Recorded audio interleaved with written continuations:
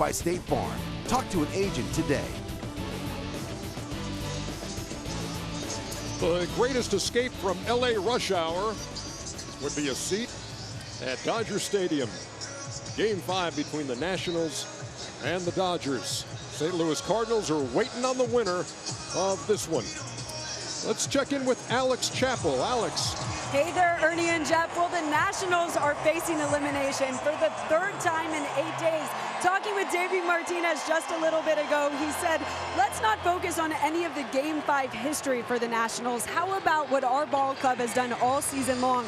From May 24th, we only had a 3% chance to make the postseason. We did that. We won the wild card game. We won Game 4 to force a Game 5. So let's do it again tonight. Go 1-0. He told his players that he packed a lot of extra clothes in his suitcase, and he said, let's keep it rolling, guys.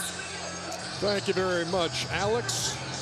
Let's take a look at the starting lineup for the Nationals, same as Game 4. Trey Turner leads it off, then Adam Eaton, Anthony Rendon, Juan Soto, the 20-year-old in the cleanup spot. A couple of veterans back-to-back, and Howie Kendrick and Ryan Zimmerman. Kurt Suzuki again behind the plate. Michael A. Taylor gets another start in center field. Victor Robles, after that hamstring injury, unable to get back to it. And Walker Buehler gets the ball from Dave Roberts. And you can see exactly why Dave's giving him the ball. Game 1, 6 innings, 8 Ks, only 1 hit, 3 base on balls at 1 inning. But other than that, he was spectacular. He's on full rest, got an extra day actually, and we all know how live his fastball is. They're expecting him to do big things and turn it over to that bullpen with Kershaw in it. And catching him tonight behind the dish. Will Smith's caught all 4 games other than Russell Martin, going around Turner, Seager, Muncy, Beatty at first. And then in the outfield, Hernandez getting the start in left tonight. Bellinger, Peterson. One thing to watch, Seager short, no errors the last 38 games. Been money. This guy's been money in the leadoff spot for the Washington Nationals. Trey Turner, 17-game on-base streak, and has hit safely in 16 of those 17. First pitch of the game is swung on and fouled back. Trey Turner in the Game 4 win in that elimination game scored a couple of runs, was 3 for 5, and said afterwards, look, that's my job. Breaking pitch stays high. 1-1. Yeah, they rely on him and Eaton to get on base, steal, make it a little hard on that pitcher and defense, and give Rendon and Soto a chance to get some RBIs. 1 ball, 1 strike, and now Buehler ahead, a ball and 2 strikes. A lot of the narrative going into this game, Jeff, is how important it is to score first, get something on the board, maybe see if you can get the wheels in motion, move a runner over, get that first run in. And Turner goes down swinging to start things off here in LA. And that's what Buehler got him with the first time back here last Friday night. That fastball right there, 97, just beats you to the spot. It jumps out of his hand, and that's something that the Nats are going to have to find a way to get on top of that ball and put it in play tonight. And so Adam Eaton steps in. 3 for 12 in the series, 3 for 15 in the postseason. You got to add that wild card game to all the Nationals numbers, and he swings right through that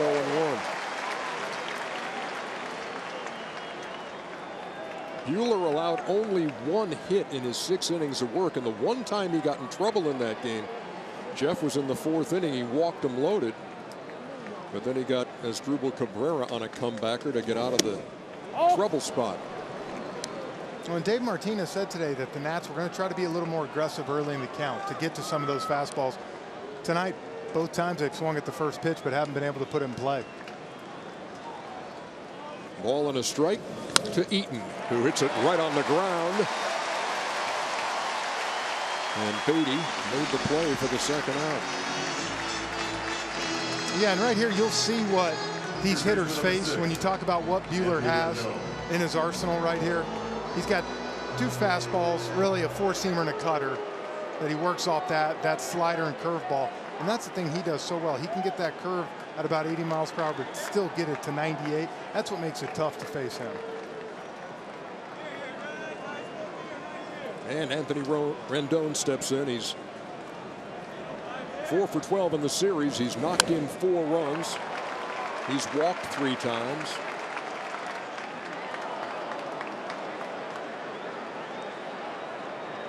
Now there's another first pitch swing right there, but they're fouling it off.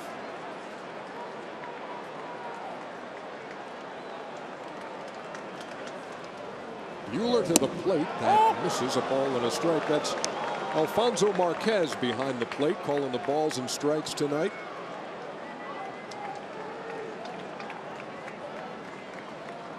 There's Alfonso, and we'll get the rest of the umpires to you shortly as Rendon takes outside. Trip Gibson makes the calls at first. Will Little at second. Jordan Baker at third, and down the lines, Ted Barrett in left, Doug Eddings in right field.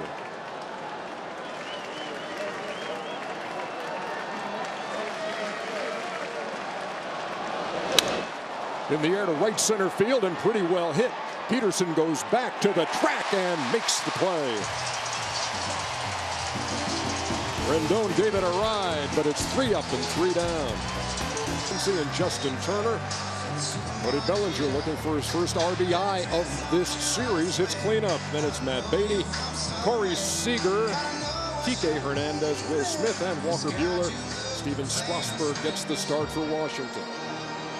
Yeah, the big righty here held the Dodgers to 1 run in 6 innings with 10 Ks on short rest last time out, and you see that his postseason career, .64, 38 Ks. We all know his 3 pitches. The Dodgers tonight are going to have to find a way to take some of those curveballs and get in better counts.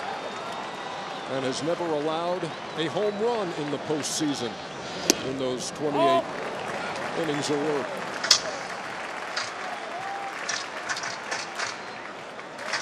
Jock Peterson leading it off.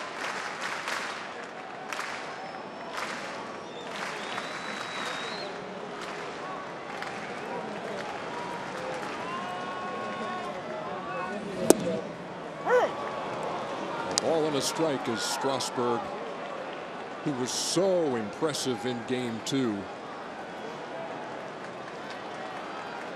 was perfect for 4 2/3 before Will Smith singled. Peterson goes the other way to deep left. Soto goes back, and that ball is, well, let's see what Soto was saying in left field. I think it went through the fence. It looks like it might have. Yeah, I think so. Peterson takes a look over his shoulder as he hits the plate. We're going to have to take another look. Ted Barrett is going out to see Soto.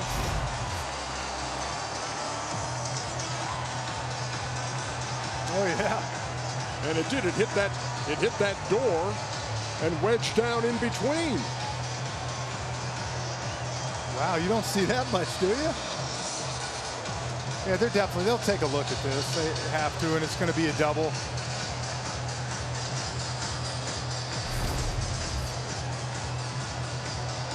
I tell you what, Ted Barrett's had himself a couple of games working the foul lines. He had that shot by Peterson in game 4 that was just foul, and here Peterson right into that swinging door in left, and that's got to be 2 bags, doesn't it? Come on. Yeah, and listen, it's another fastball, 3rd fastball in a row, and Peterson does a great job of going the other way right there. As you see, yeah, they give him a double, but look at that. Stays back on it nice, and that's something Dave Roberts told us, Ernie, today. They got to swing at strikes. Last time we faced him, we swung at all curveballs and changeups out of the zone. Good start for the Dodgers there. Peterson had been 2 for 14 in his career against Strasburg, and he leads off with one of the strangest 2-baggers you'll ever see.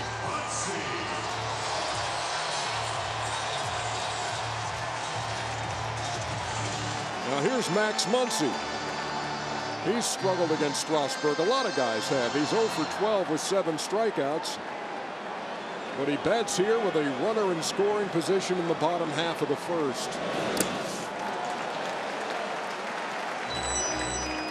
Talk about what the Dodgers have done with runners in scoring position in that big inning they had in Game 3. Remember when they scored 7, they were 3 for 4 with runners in scoring position. Rest of the series, they're 1 for 26. But here's a spot early to try and break through. That's going to miss again, 2-0.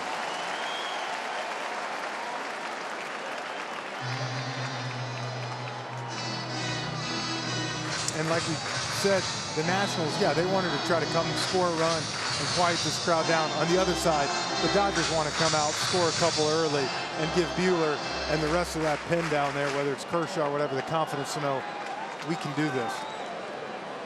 Peterson not much of a lead at second. And it's 3-0 to Muncy.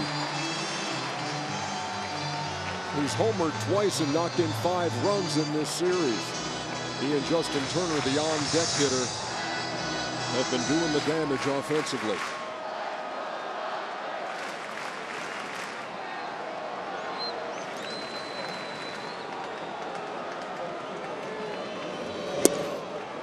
There's a strike, 3-1.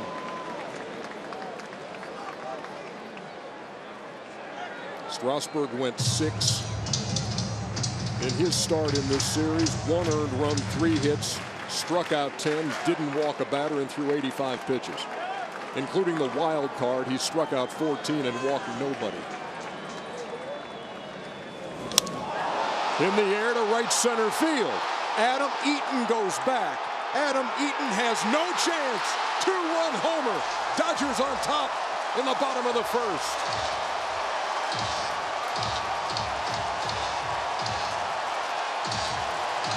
Well, there's your 2 runs right there. You talk about flexing your muscles. Muncy 0 for 12 with 7 Ks against Strasburg. Waits gets the 3-1 pitch. Lifts and separates, 2-0 Dodgers.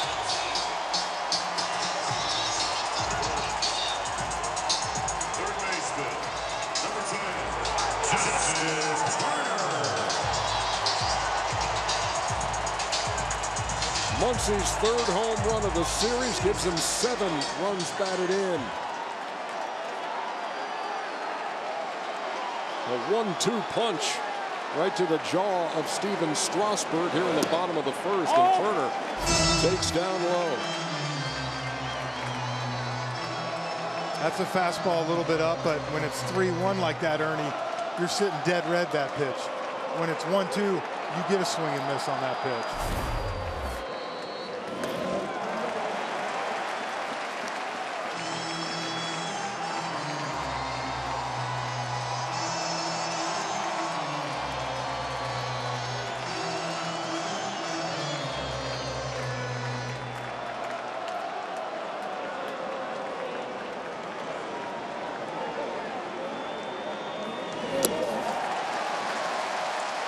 Second straight hitter, it's 3-0. And I go back thinking, talking to Dave Roberts before the game today, and he said the one thing I'm excited about, our hitters just saw him 4 days ago.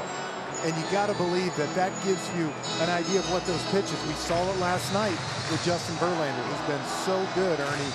The Rays, Kevin Cash, your manager, said we saw him 4 days ago. They had much better at-bats against him.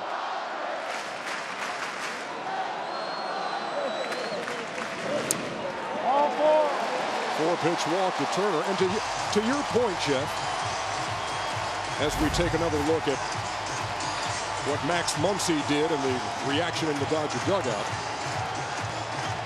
and from Jock Peterson after the ground rule double, there was very little contact in his first start. Remember, Clayton Kershaw hit a ball to left that Soto made a great play on. It was the hardest hit ball at the first time through the order. When you say just these first 3 hitters for the Dodgers here, you can tell have made some adjustments, and they're not going up there just swinging at the first thing they see. As he has heard for most of the season, Cody Bellinger here's the MVP chance from what will be 53,000 plus here in Dodger Stadium. Bellinger just 3 for 15 in the series. Hasn't knocked in a run. Knocked in 115 in the regular season.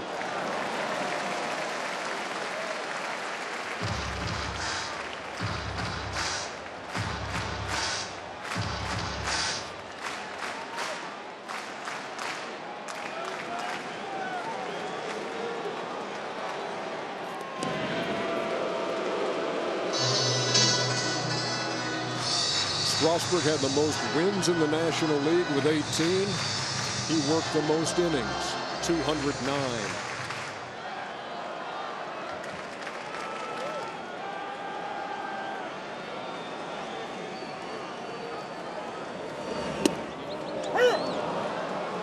Ball and 2 strikes. Yeah, got the curveball in the corner right there. You can see Bellinger thought it was a bit outside.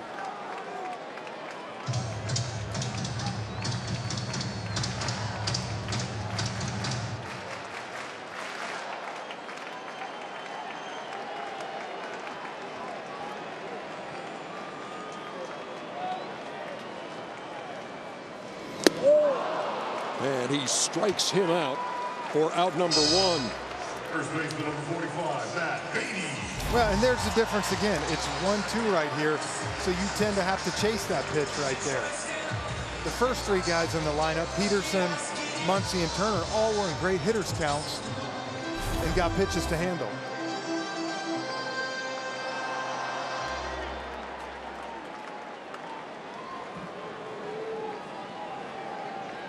Matt Beatty, one of 2 rookies in this starting lineup for the Dodgers, and a decisive Game 5 in the National League Division Series.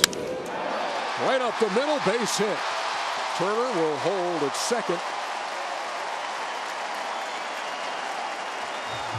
And Beatty, like the first one he saw, and threw it right back where it came from. He didn't waste any time. Saw that first fastball down in the zone. Smoked it up the middle.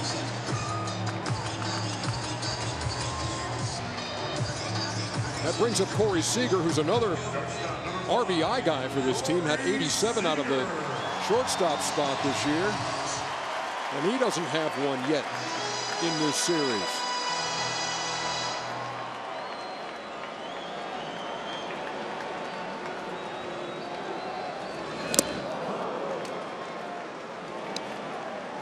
Yeah, behind the dish catching Strasburg tonight, Kurt Suzuki, his 4th start of this postseason. Going around the corner, Rendon, Turner, Kendrick. Zimmerman gets a start at first after that big home run. And the outfield the same, Soto, Taylor, and Adam Eaton.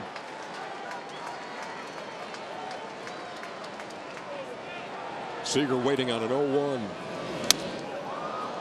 And quickly, the Washington right-hander jumps in front. Some T-Mobile extended coverage. Justin Turner walked and advanced to second on the Matt Beatty single. They stand there with 1 out and 2 runs in here in the bottom half of the first.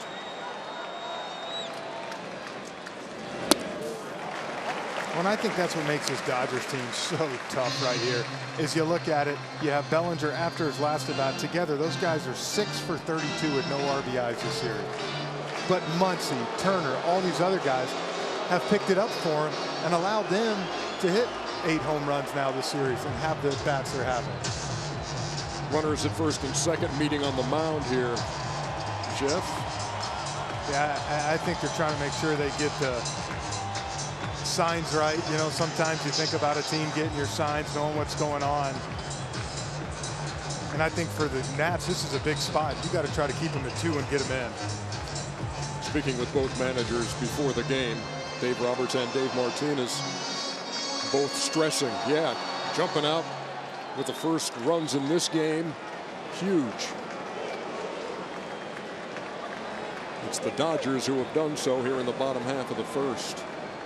A ball and 2 strikes to Seager, who takes 2-2. The Washington Nationals could use something they haven't had in 4 games here. And that's a double play ball.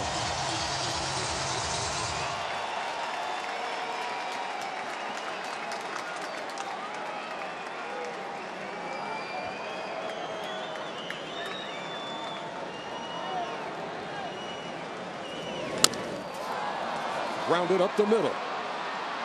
The tag for one to first, and there is that first double play. Turned by the Nationals defense. And it came at the perfect time for Steven Strasburg. Presented by UCLA. Trey Turner played it perfectly. The tag, the throw, 2.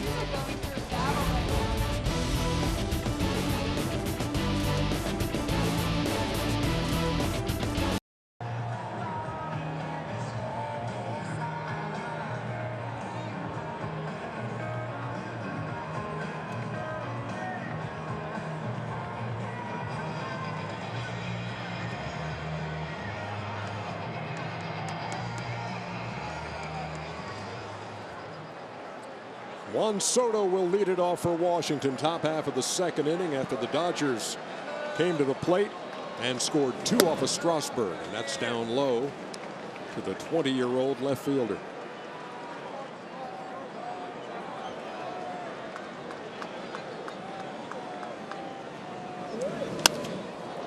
Breaking pitch hit to left. And that ball is caught by Kike Hernandez. He got all turned around and made the play. Soto, meantime, is in between second and third and just got the bad news. Yeah, I don't think he realized how much his ball was slicing here off Soto, and he did. He turned the wrong way, but great job. So athletic he is to turn around and end up making a play on this ball. You see that right there? And instead of even the speed turn, he crossed his feet and still made the play. Now here's Howie Kendrick. Strike at the knees, 0-1. We've seen a couple of strange things. We've seen that the Jock Peterson ground rule double. Saw that in the bottom half of the first inning. And a ball that looked like it may have been a home run, but turned into a ground rule double. And when we get a chance, we'll have the little interaction between the home plate umpire Alfonso Marquez and Jock Peterson. Listen up. Hey, Jock, it might get called back if it went through the padding. Okay? Just be aware. Meantime, Howie Kendrick goes down on strikes. So Alfonso Marquez, as Peterson is rounding the bases, kind of like hate to rain on your parade on this one with 53,000 cheering for you, but probably going to call that one back. Yeah, I think Jock knew that it went through the thing. I think he was doing a great job of, we're in Hollywood. He's acting. It's a homer. But a big start and a big hit by him. Yeah, he would be able to trot home later as Muncy did clear the wall and right for a 2-run homer. 2 up and 2 down for Ryan Zimmerman.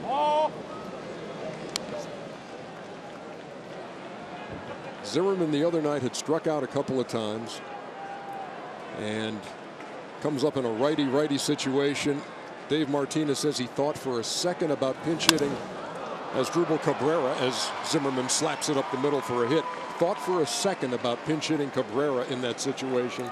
Stuck with Zimmerman, and he hit a 3-run homer that propelled the Nats to the win in Game 4. Yeah, and you see a fastball up. Zim's the one guy that likes that fastball up right here. You saw it versus Baez the other night, and then right here. As you said, you even asked Davey, 4 or 5 seconds? He said, no, just 1. He's my guy. And now here's a guy who's looking for his first hit of the postseason. Kurt Suzuki is 0 for 8 in the series. He's 0 for 11 postseason combined. And back to Zimmerman for a second. That home run he hit was the highest pitch hit for a homer by a Nat in 2019. It was nearly 4 feet off the ground. That information from the StatCast folks. And he went up and got it. 0-2 now to Suzuki. And that's what Buehler, you can tell right now, to me, is under control out there, kind of like we watched for Scherzer the other night back in Washington. He's not trying to overthrow. He's staying about 97. Got a nice slider curve combo. Right now, he's getting on a roll.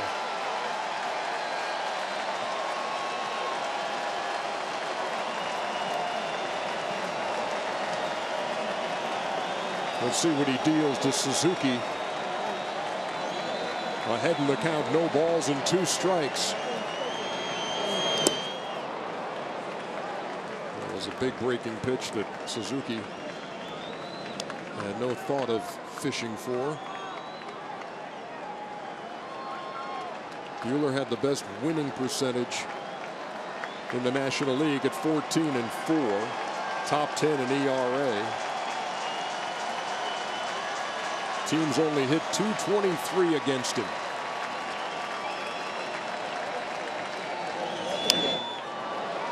Fouled back this way.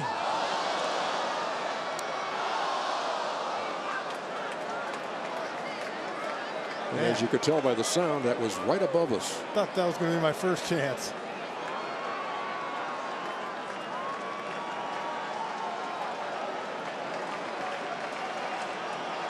Mats against Buehler. 0 for 15 when they got 2 strikes. Tapped up toward third. Justin Turner on the run, throws him out. And we head to the bottom half of the second in Game 5 in Los Angeles. Best records in winner-take-all games when you've had at least 4 of them. Dodgers at 7-5. Cardinals making it 16-6 today.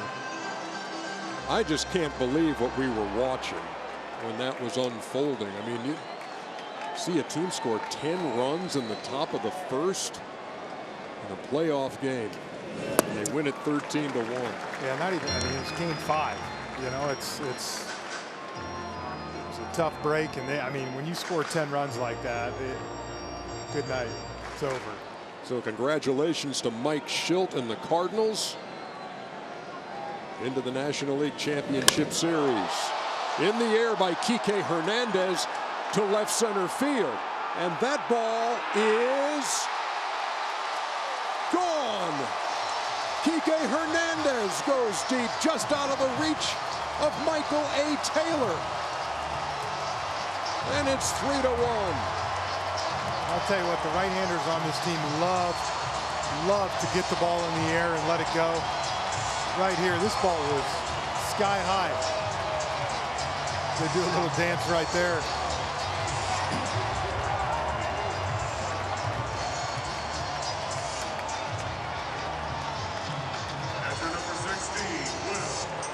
Had to wait to see if Taylor was doing what we've seen a few outfielders do from time to time. You go up, maybe you take one back, and you wonder, did he catch it? And they'll show you the ball. Yeah, sometimes they'll deke you, but that one right there, he wasn't able to come up with.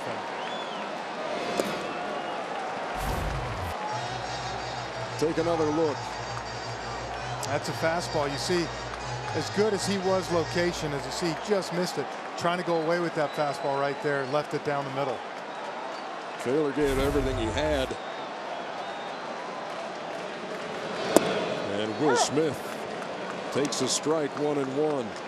So the Dodgers, they come up with 3 runs early against Strasburg in Game 5. And now he continues to work on the number 8 hitter, and there's a liner right into the mitt for out number 1. Yeah, there's a curveball that he threw. And you can just see right now, stuff not sharp yet. That ball kind of just hung right there. That's not the one we saw the other day. Lucky it was hit right back to him. He had one of those in Game 2, hit by A.J. Pollock to end an inning.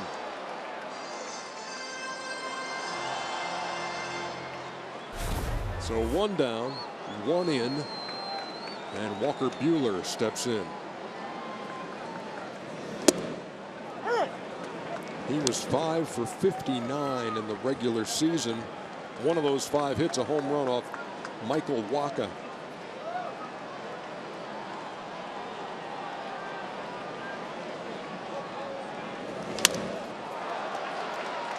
Howie Kendrick will scoop that at second and throw him out for out number 2. If you're not following MLB on social media yet, what the heck are you waiting for? Follow along on Facebook, Instagram, Twitter, and YouTube, all postseason long. Well, I think, listen, there's a lot of ball game left, but Steven has to find a way to calm himself down and get sharp. You can't let the Dodgers get too many more runs, whereas the Dodgers, if Buehler got in a little trouble, we've talked about it. You got Kershaw down there. You got Maeda, who's been sharp. Dave Martinez kind of told us today, we need Strasburg to give us some length today if we're going to be able to have a chance to win this ball game.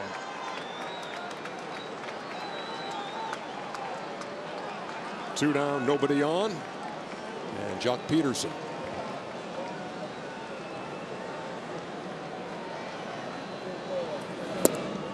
Peterson, a ground rule double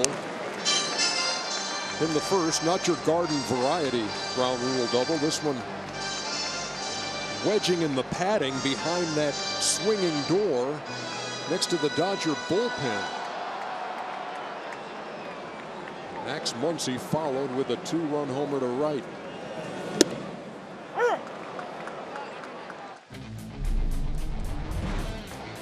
Here again is the shot to the opposite field by Peterson. And Juan Soto would throw the hands up and say, that ball did not leave the yard. And I think it took the umpires a second. Even Ted Barrett, who's down there in the left field, it's just not something. It was just too. No, it was a strange. It was a strange. Figure the ball had to go over.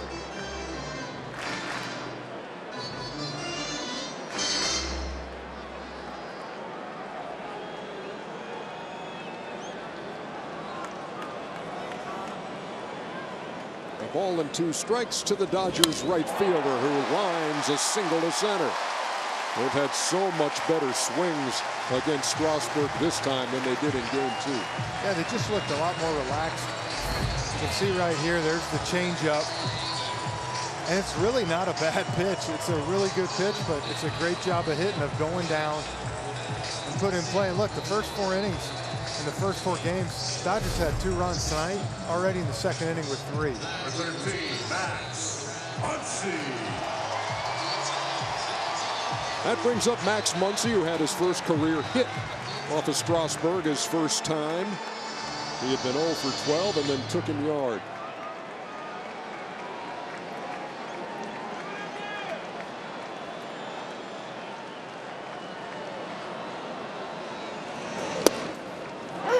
Breaking pitch found the mark, 0-1.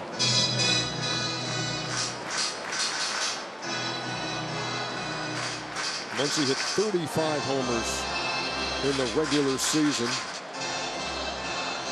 Got 3 now in the post.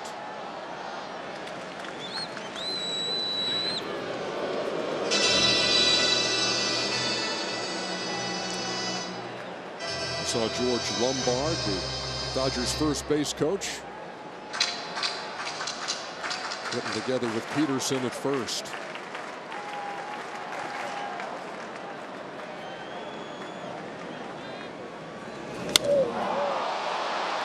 That's in the air to center field, but he got under it.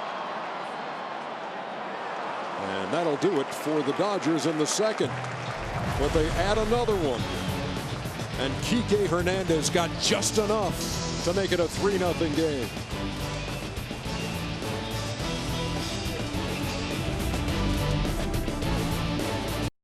More reliable, whether you're home or away. T-Mobile is with you.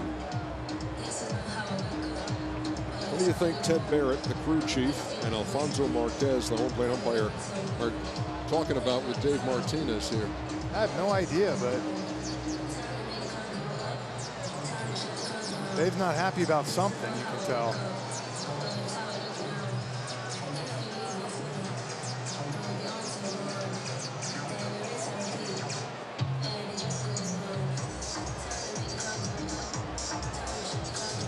Whatever it is, they all agree on it.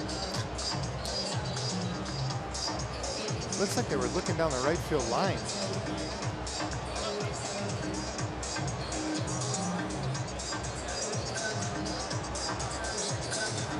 And now Jock Peterson is talking to Doug Eddings, the right field umpire.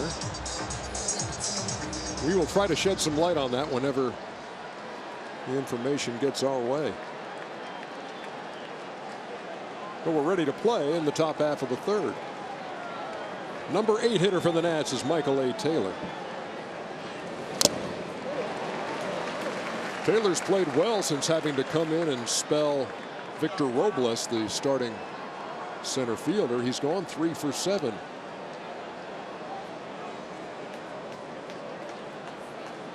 Yeah, I thought we might see Robles tonight, but that's the problem when you play a premier position like center field. For him, his whole game's running. And that hammy is barking at you a little bit, yeah.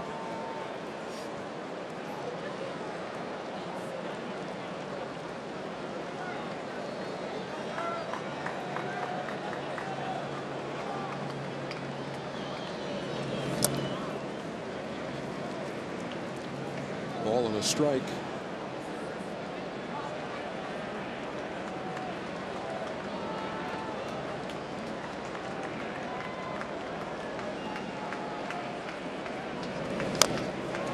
Tapped foul at the plate. Ball and 2 strikes. Jeff, you've played in a game 5 when you were with the Texas Rangers and you were on the road, and you're the one that scored first off of David Price. How big was that to break out on top? Yeah, we went up 1-0, and Cliff Lee was pitching for us with Texas, and just it gives him a lot of confidence. Taylor just reached out and slapped that to short. He's got great speed, but they throw him out by a step. Max Muncy, nice throw for 1 out. Yeah, Muncy all the way over on the other side of the bag, but got him. But yeah, it lets your team calm down a little bit. You know, and I think when you looked at the Dodgers coming in, we wanted to see how they would respond tonight. As you see right there, but you wanted to see how they would respond in the fact that, you know, I think a lot of people didn't think they'd be playing 5 games. You know, 106 wins, best team in the NL. But you got to give a lot of credit to the Nats for getting timely pitching when they needed it. They had Strasburg step up game 2, and they had Scherzer step up game 4.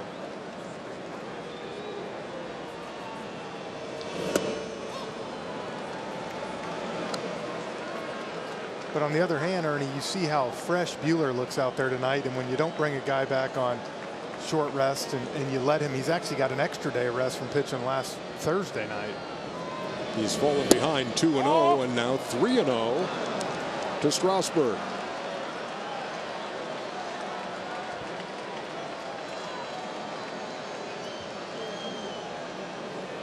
Bet everything you have, Frenchie, but there will be no swing right here. It's 3-1. Yeah, he might even take this one right here. Make him throw one more, because you got to believe 3-2, you're still getting a fastball. Buehler gets that ball back and brings it again, and it's 3-2.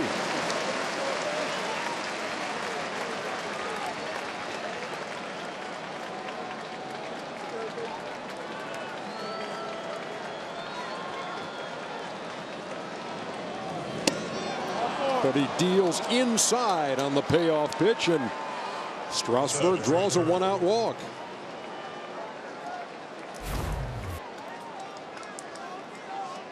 Ball just kind of got away from him after 2 right down the middle. First walk of the night for Buehler, who was in the top 5 in walks per 9 innings. See if the Nats can take advantage of that. Top of the order, and Trey Turner, who struck out his first time. Buehler has struck out 2.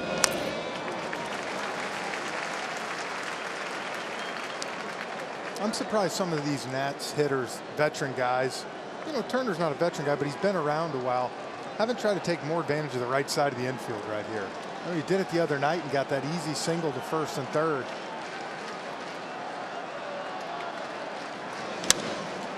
Grounded to short. There's one. Turner with good speed beats the wrap. But 2 down here in the third. Number 2, Adam Eaton.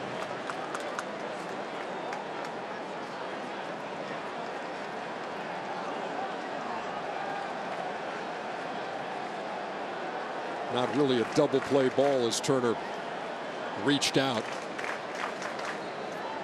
and hit that ball to short. A 2 down, and at first, Adam Eaton.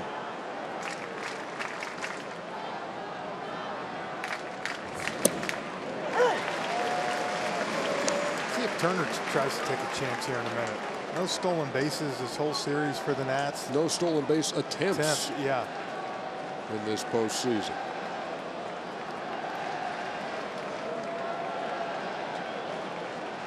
And this from a team that swiped 116 bags, tied with the Cardinals for the most in the National League. They tried to run earlier in the series. Soto was doubled off on a line drive.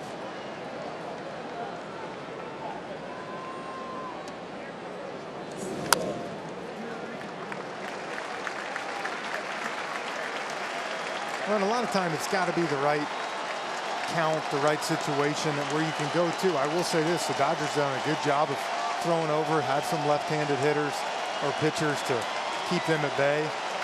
You don't want to just run into an out either.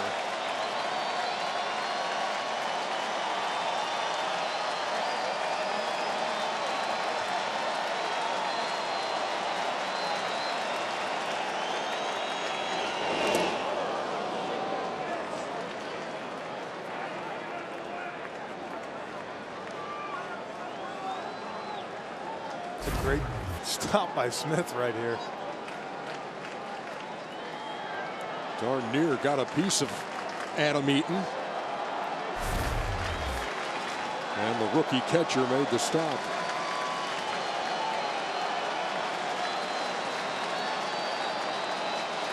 Trey Turner, pretty good lead at first.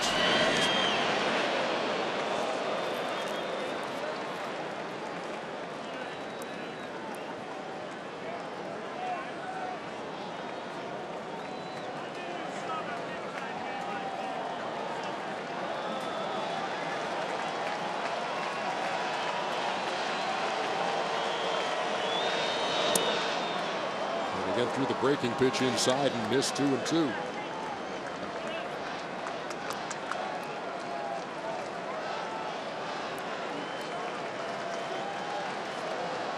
Dodgers with their defensive alignment changing now as the third baseman Turner moves closer to the bag at second.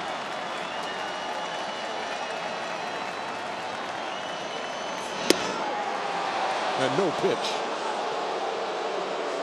Yeah, Buehler's not happy about it. You can see he had some words for Alfonso Marquez.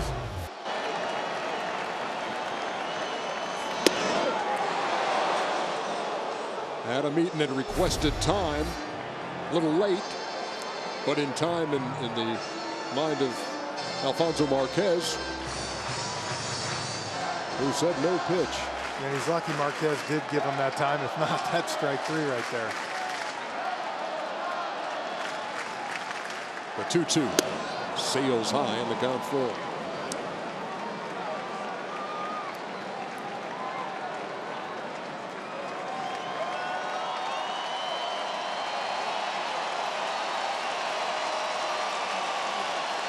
Nationals trying to get something going here with 2 out.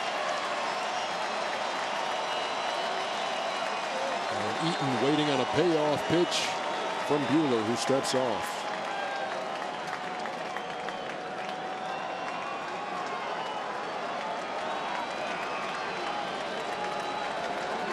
Now we're ready to go, and Trey Turner will be out of the starting blocks at first, and we aren't ready to go. Now it looks like they're trying to agree on a pitch here. I think Buehler wants to throw something else. Smith wanted a different pitch. There goes Turner, and there goes a foul ball into the Dodger dugout.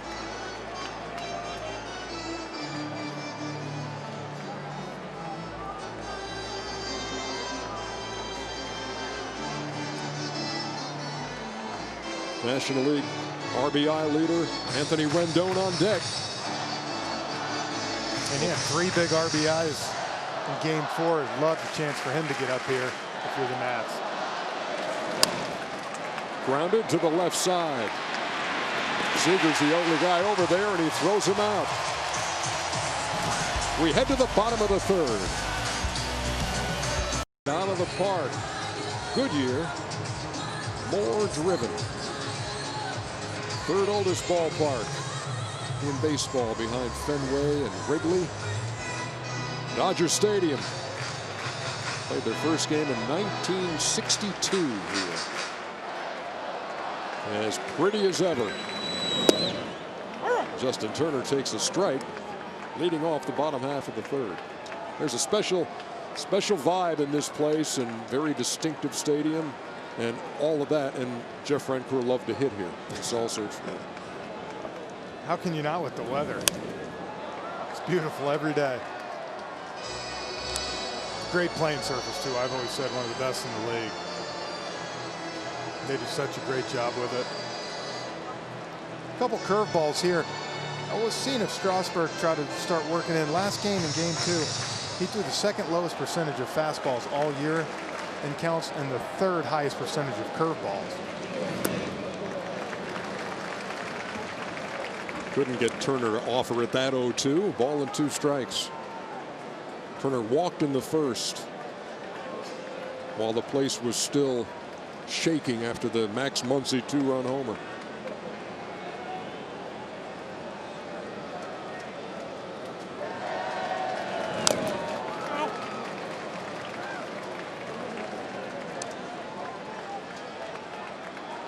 You see Turner's jersey. He's always got that pine tar from how he holds the bat. They sell jerseys here with that pine tar look on them. It's perfect.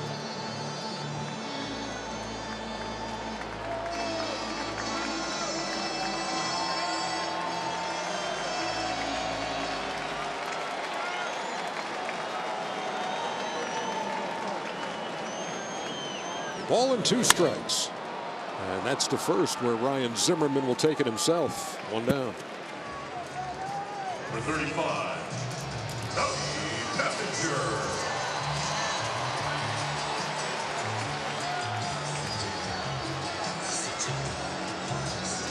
Been a great start for the Dodgers in this one, leading 3-0. Everything's going their way. The only thing that remains a bit of a concern is the performance of the guy at the plate, Cody Bellinger. Yeah, him and Seager both. You see the postseason career at home. You know, he'd love to go on to the next round and get a chance to fix that a little bit. Never homered in the postseason in this ballpark.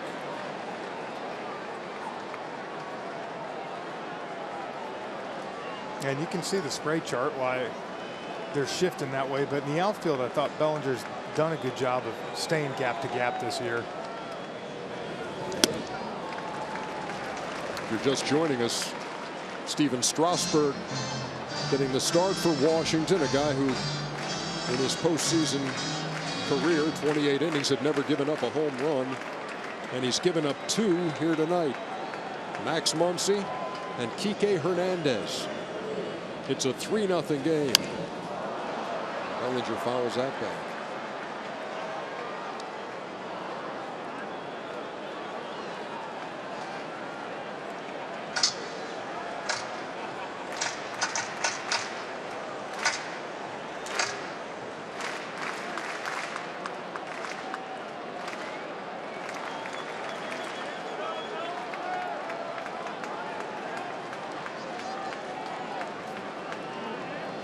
Strasburg with a 1-2 to Bellinger. And we'll do it again.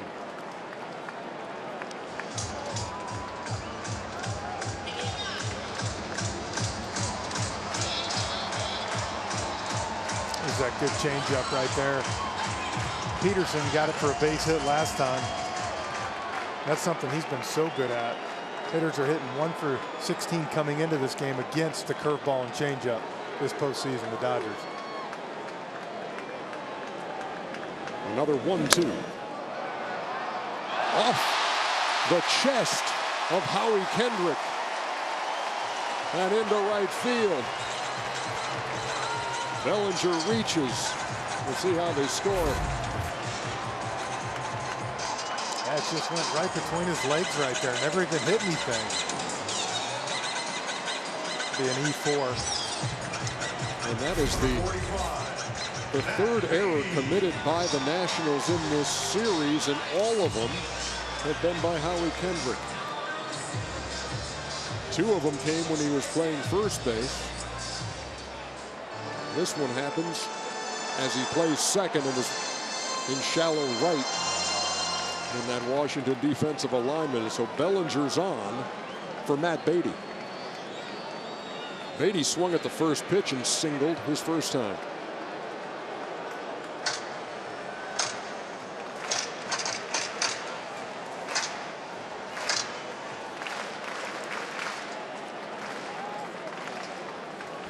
Beatty played 99 games as a rookie, hit 9 home runs, 46 runs batted in.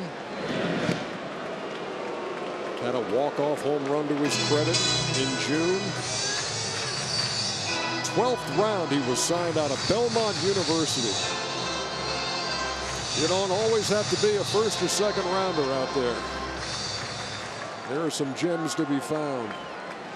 Dodgers have had a knack for doing so.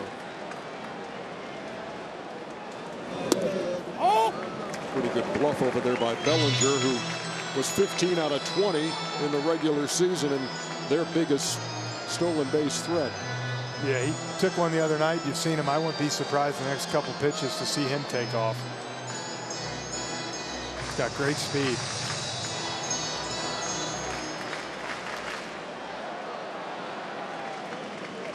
And there he goes. Breaking pitch, and Bellinger swipes it with ease. Well, he picked the perfect pitch to go on, too. A breaking pitch right there with his speed. No chance to throw him out.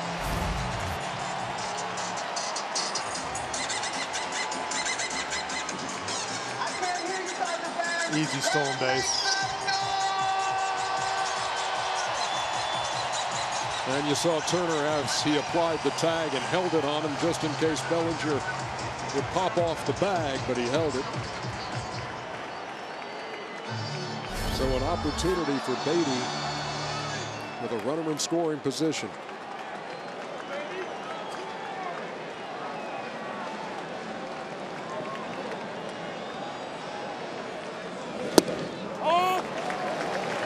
Well, one reason Beatty's in there tonight, he's one of the best off-speed hitters in all of baseball. And we saw in Game 2 how many curveballs and changeups Strasburg threw. And I think this was Dave Roberts saying, hey, we know it's going to be a lot of off-speed stuff. Here you go. And he smoked the first at bat.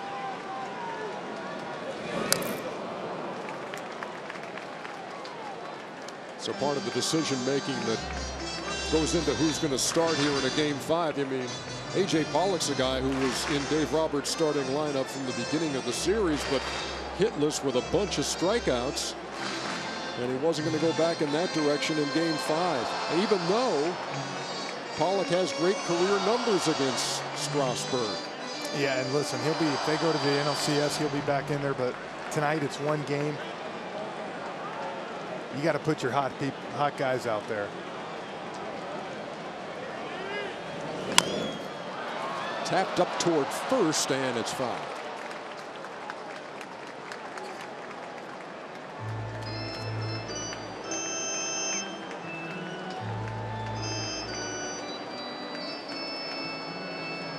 Dodgers got 2 in the first on a Jock Peterson ground rule double and a Max Muncy homer. Kike Hernandez started off the bottom of the second, going deep off Strasburg. Now the Dodgers trying to add to that 3-0 lead here in the third. They've got Bellinger at second, reached on an error, stole second. And Beatty, who singled his first time, standing in. You've seen Bellinger's speed.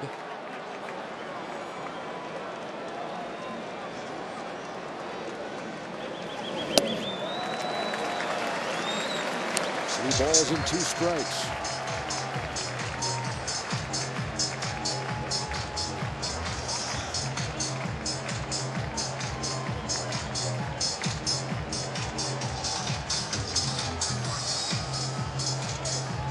Another thing to watch is that pitch count up there. 51 pitches already in the third inning. With that error by Kendrick, got to figure that's going to add 5, 6, 7, 8 pitches this inning to his work.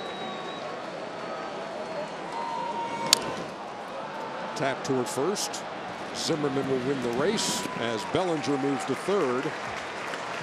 And he's there with 2 down. And Jeff, you know, in a game 5 situation like this, you can talk all you want going into the game about, well, on paper it looks like this and it looks like this, but then here comes an error that leads to, you know, another opportunity. You saw it in Atlanta today, how big it was. There was a Freddie Freeman boot in the first inning in the middle of that 10-run explosion by the Cardinals. You never know how the ball's going to bounce one way, what a pitcher's going to have or not have. And if a team's going to be able to do damage against a guy who held him in check, and that's what the Dodgers have been able to do against Strasburg. And that sails high to Seager, 1-0. Well, we saw him pitch in game 2. Besides that last inning, I mean, it was stress-free for him. Just going out there, throwing, coming right back in. Tonight it's been the complete opposite. And an error like that, all of a sudden you got a guy in scoring position and you got to make a pitch.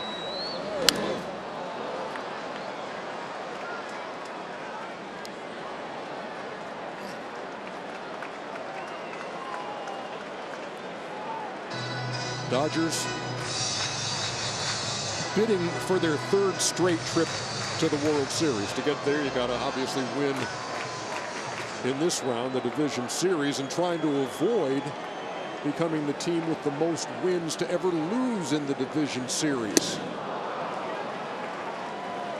The Yankees and A's both won 103 in 2002, both lost in this round. Dodgers with 106 wins, taking the distance into game 5 here at Dodger Stadium.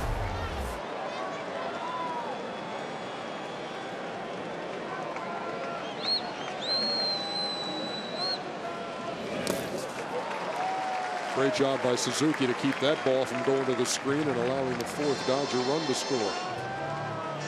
Yeah, and you see he's going a lot of fastball changeups right now. Doesn't look like he's got the confidence in that curveball that he did last Friday night here at Dodger Stadium. That's Paul Menhart, the Nationals pitching coach, keeping a close eye on Strasburg, and Cody Bellinger halfway down the line, dancing off a third.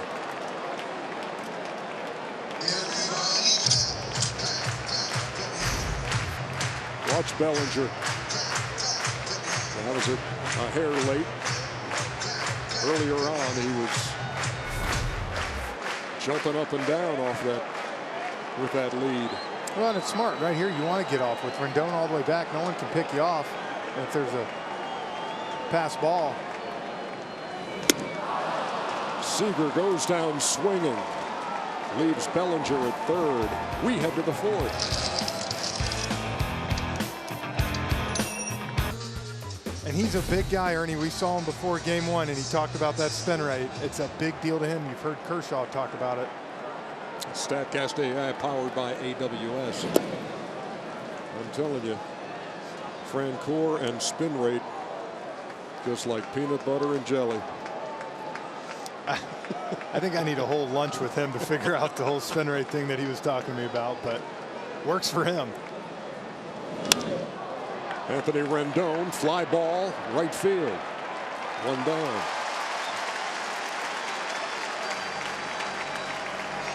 Authentic on-field caps, tees, jerseys, hoodies, and more. Get all your Division Series gear and suit up with your team at the official source, MLBshop.com.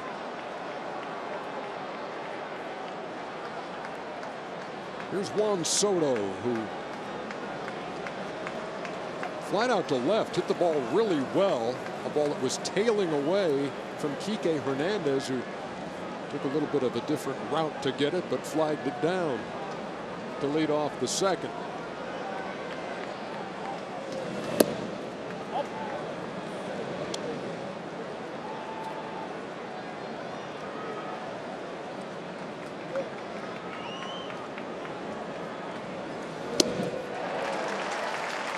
tied him up. 1-1. Alex, what you got?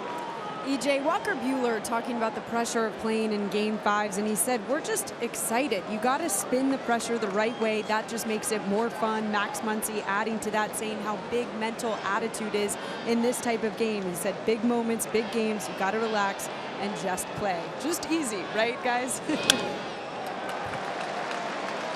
Shallow left field. Seager back, and he can't make the play. He and Hernandez collided, and Soto's at second. Yeah, that's a ball right there. We'll see the replay, but Hernandez coming in. Seager had to go a long ways for that ball. Looked like he just knocked it out of his glove. It looked like Seager had it and just couldn't hold it. Yeah, that's one right there where Hernandez has got to come in and call him off right there. You got to come in screaming. You see right here when he stopped, that's where you just yell and you keep coming right there as an outfielder. Yeah, there was a late call you could see by Hernandez. But then it's too late because Seager's already there. It's like when you do spring training. That's, you know, the outfielders always call off the infielders. It's a tough play. E6 in the books as Kendrick swings and misses.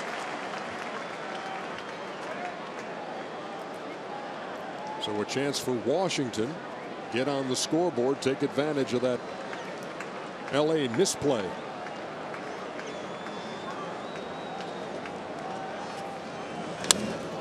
To center field and pretty well hit. Bellinger goes back at the track, leaping, and he made that catch. Cody Bellinger. A Gold Glover out there in center field, and he made that one look easy. Wow, he was kind of playing shallow too and had to run a long ways for this ball. Look at that, knows exactly where the wall is. And then not only that, Ernie, he gets right off that wall and fires an absolute strike to third base. And I was just about to say that might be the break Washington needed. And then the possible MVP makes a play like that. Here's Ryan Zimmerman.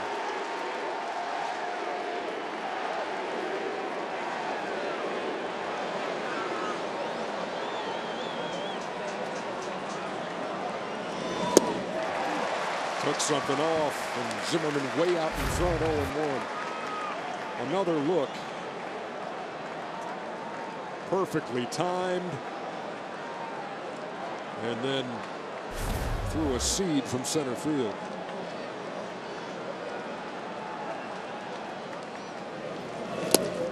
And Soto is in that in-between kind of space right there. Yeah. It's so tough because you got to make sure you score if the ball gets over his head. And I just think the way Bellinger was running there, I think Soto towards the end thought for sure that ball was at least going to go off the wall. And then by the time he could get back, as I said, Bellinger, quick play, got up and threw it in. No chance.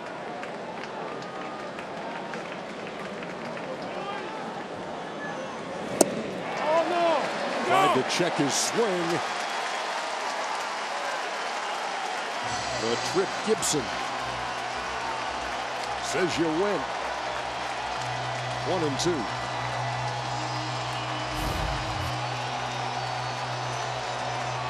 There's that cutter right there that he threw, and Zim knew it right away, too.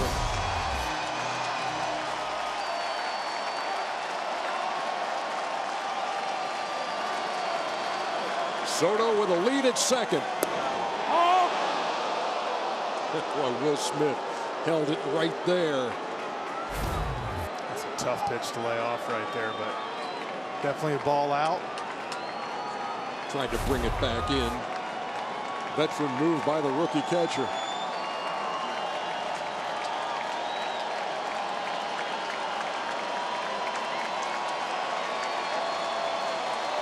The 2-2.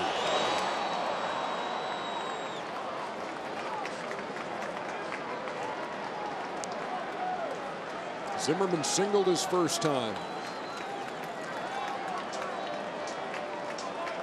Yeah, I got to believe here you're going to see that cutter or that curveball right here. He already tried the high fastball. We saw Ryan hit a home run in game 4 and then a single up the middle. He likes that high elevated heat. See if they try to stay away right here.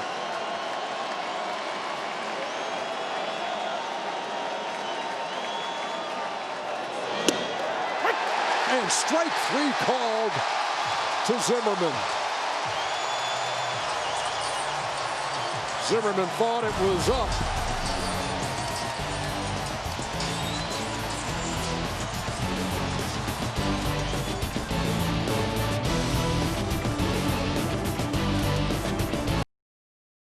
Was tonight, moments ago. Yeah, and if you really have watched him all season, even if you've only seen the highlights on SportsCenter, I gotta believe this guy's about to win his first Gold Glove this year. He has been excellent out there. Here's Kike Hernandez.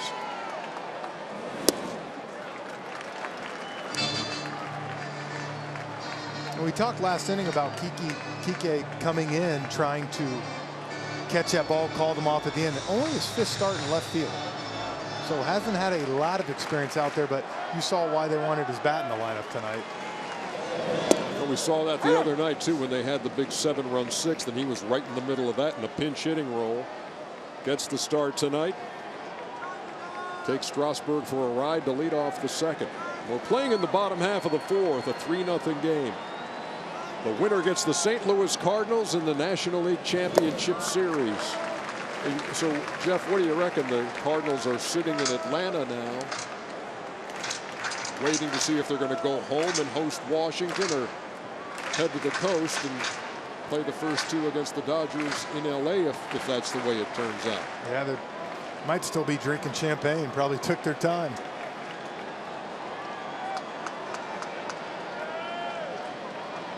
Two balls and a strike to Hernandez, who was out in front 2-2.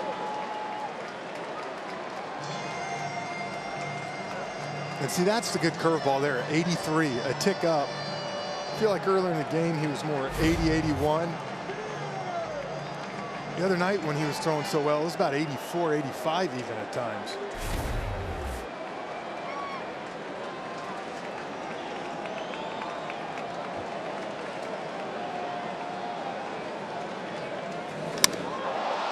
The 2-2 is hit to center field, where Michael A. Taylor squeezes it for out number 1.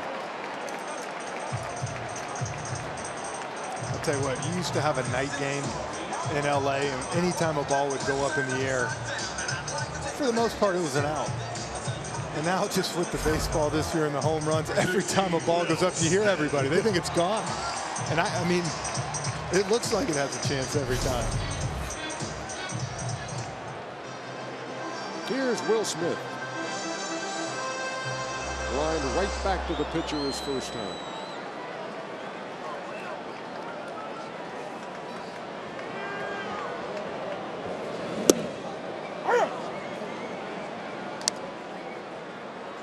First round pick out of the University of Louisville back in 2016. Had a couple of walk-off homers in the month of June. Hit 15 in his rookie season. Look down at Trip Gibson, who says Smith swung. Trip Gibson, by the way, first base umpire. His first division series. Forget sometimes how important these moments are for these guys too, as they work their way through. And you got a guy like Ted Barrett, who's been an umpire in 4 World Series and been a crew chief before. Trip Gibson in his first division series as he works the right field line in this, works first base in this one. You thought this had a chance for 7, 8, 9 to be a quick inning for Strasburg right here. 10, 12, 13 pitches, get yourself back in the dugout and see if the offense can come out and get you a couple and get back in it against Buehler.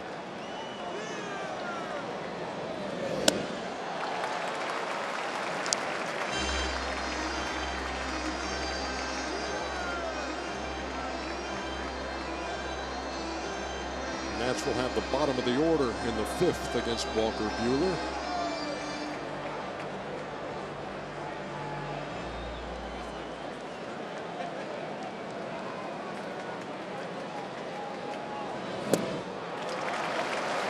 Good eye. Smith watched that one all the way into the glove. 3-2.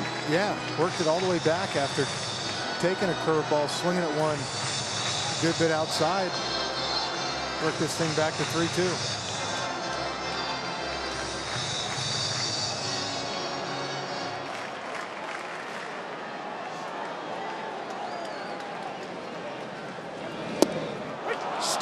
Strike 3 called. 2 up and 2 down here in the 4th. That's a tough one right here. Not that he's meaning to, but that was kind of a front door. Backed up on him a little bit as a hitter. That's so tough. We saw Zimmerman last inning. It's tough to pull the trigger on it. NBA opening night presented by Auto Trader returns to TNT when Zion Williamson and the Pelicans pay the defending champion Raptors a visit, followed by LeBron against Kawhi and the new-look Clippers in the Battle of LA. Check your local listings. We'll be out here on the 22nd for opening night. Clippers, Lakers, figures to be some pretty entertaining hoop. With the additions those teams have made. Here's Buehler.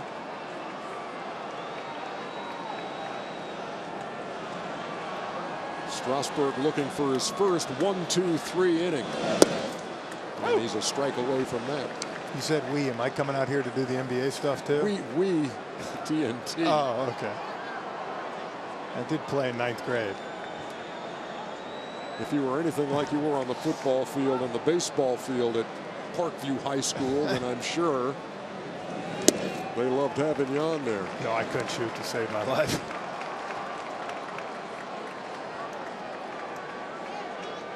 A ball and 2 strikes.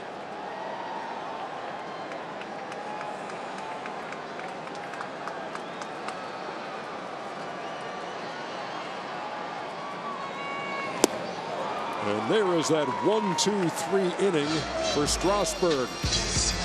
But the Nats being shut out in LA.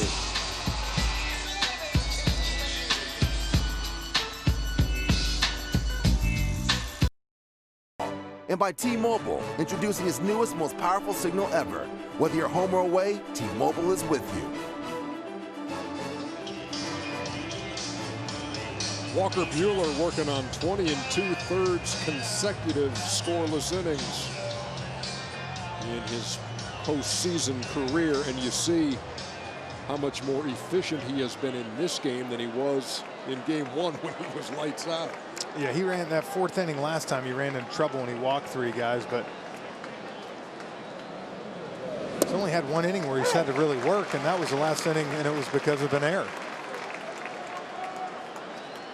Beauty of a breaking pitch to start off Kurt Suzuki. It's 0-1. Suzuki rounded out his first time. He's 0 for 9 in the series. Oh!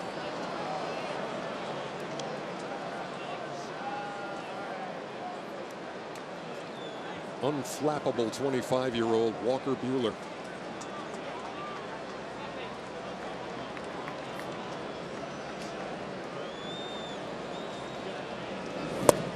And he gives you the impression, Jeff, that it's the pulse hardly registers. Well, you can tell it. He's under control out there. You know, he's not really gassed it up. I mean, he's just pitching within himself and doing exactly what he did in Game 1. I said this feels like Game 1. 2 balls and a strike. Hey.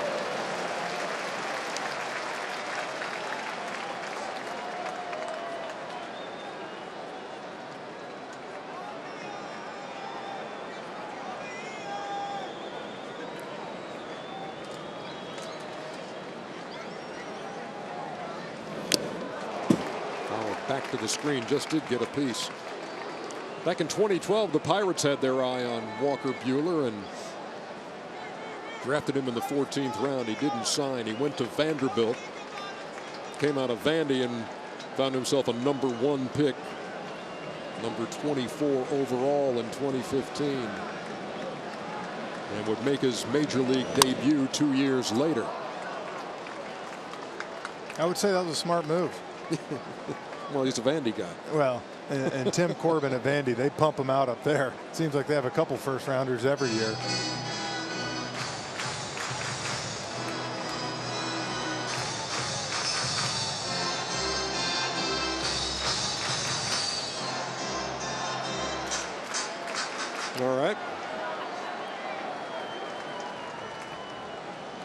Don't know exactly what to say about that, but Oh, no. if that's one of those comfort dogs, then he's doing his job. It's a 3-0 lead. Yeah.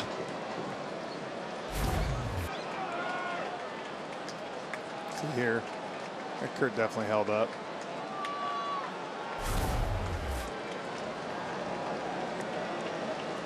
Nationals need traffic on the base paths, and they will get a leadoff walk to Suzuki.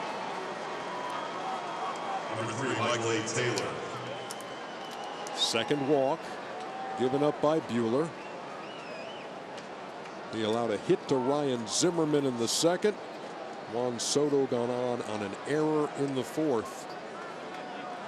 But the Nats stranded him at second.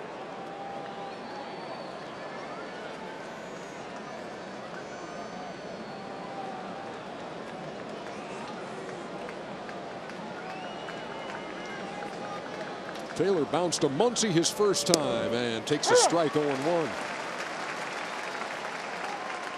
Patrick Corbin has been saddled with both losses for the Nationals in this series.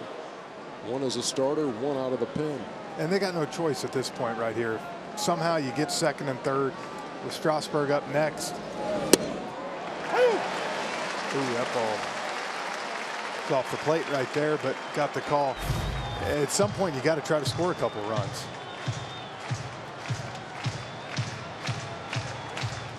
And no one's hitting that pitch right there. Well, Taylor didn't want to. Slapped into center field for a base hit. So Taylor, against the shift, poked one into center.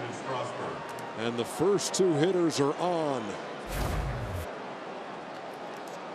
Well, you see right there where Muncy's playing right there. As we said, that was an opportunity. Turner, some other guys we watched, pulled the ball. This one right here, you see, he just stuck his bat out there. He's had the whole right side. And now you kind of catch a break because you get Strasburg to bunt him over to get second and third, and you're able to keep him in the game. That was the first hit with a 2-strike count for the Nats off Buehler. So the runners lead from first and second, and now a snap throw back to second. Strasburg laid off on the bunt attempt. It's 1-0. He had 5 sacrifices in the regular season, laid one down in game 2 of this series as well. It's a big inning right here. Strasburg trying to get them over with the top of the order. Trey Turner waiting on deck. Again, he pulls back, but takes it for a strike, 1-1. You know, we saw Clayton Kershaw a lot the other night. He was doing all those things that made you think he was a possibility out of the pen. And Dave Roberts has said when he needs to go to the pen, he would like to piggyback Kershaw and Buehler. Buehler missed again, 2-1. Well, and this is, I think, where it's the first time where it's really interesting to see how the Dodgers are going to play this. I personally still feel Walker Buehler's in complete control right now. You know, 70 pitches. He's run into a little trouble here. He might have to pitch himself out, might give up a run or two, but you wonder at what point he's going to go down there and go to Kershaw.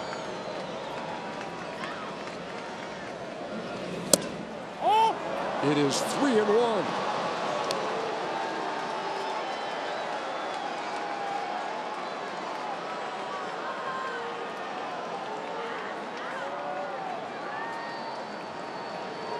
It's going to be tough right here, but this can't be just an automatic take, because then if you get to 3-2, you really, as much as I'm sure he'd love to walk, you've got to get these guys over to second and third right here.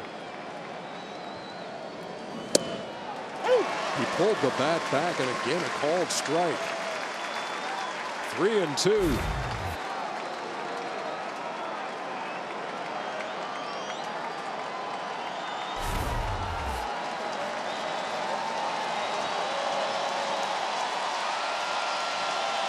Going to try to lay one down with 2 strikes.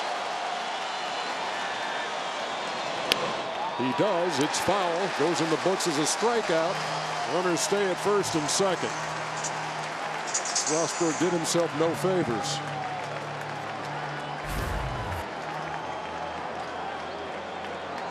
Trey Turner.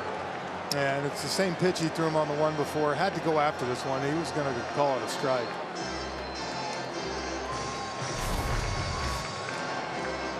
But that's the area where I remember Bobby Cox all the time when I was with Atlanta. Have Smoltz and those guys working on those bunts all the time. Help yourself out right there. Now Turner, instead of having second and third, he's going to have to drive him in.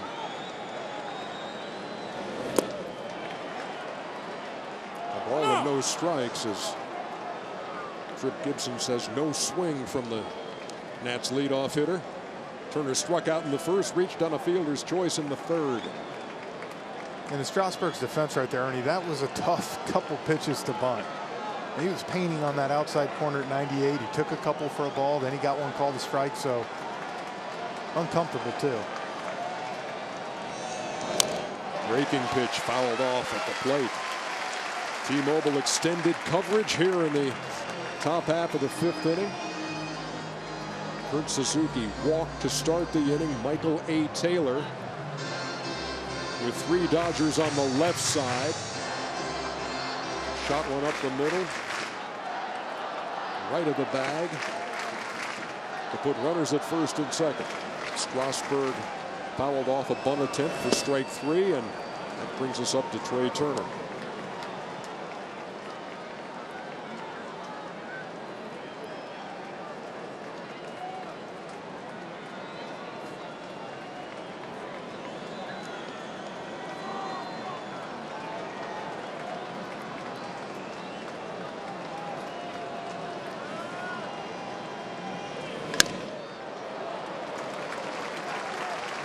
Balls and two strikes. The last time during the fourth inning was the inning that Walker Buehler had to really grind it out. 3 walks, had to make a big pitch to get it out. You get the feeling this is that inning right here where he needs to make a couple pitches here. And on the other side, if you're the Nats, someone's got to come up with a big hit here between Turner and Eaton. In that game, when he walked the bases full, he got Cabrera to ground back to him and get out of the inning. He tried to check, and that's strike three. Second strikeout of the night for Trey Turner. It's that cutter right there.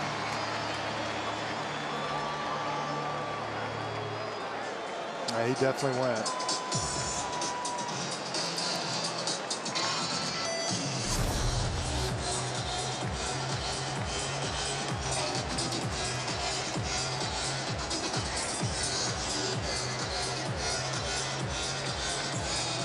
Meeting on the mound is broken up, and Adam Eaton will step in.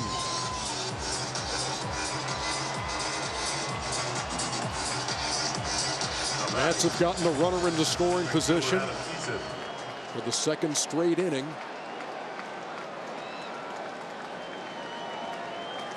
Couldn't chase anybody home in the fourth. Bellinger made a great catch in center field, and Zimmerman struck out. And now with 2 on and 2 out, it's up to Adam Eaton.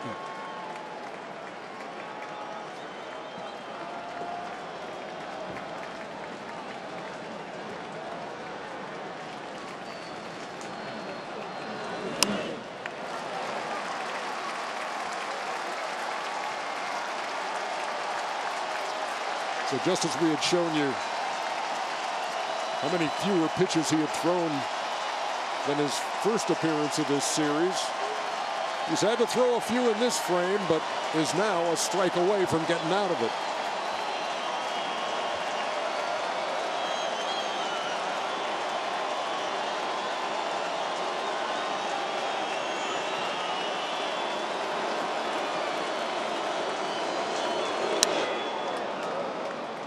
And that was a big thing coming into the game tonight. We said the Nats got to find a way to get Turner and Eaton on a couple times for Rendon and Soto. So far, Buehler's done a good job of getting those guys out, and Rendon and Soto both come up twice tonight with nobody on base.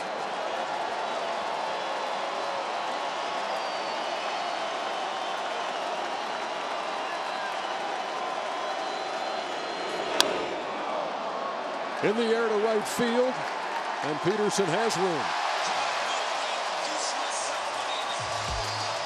The Dodgers continue to lead 3-0.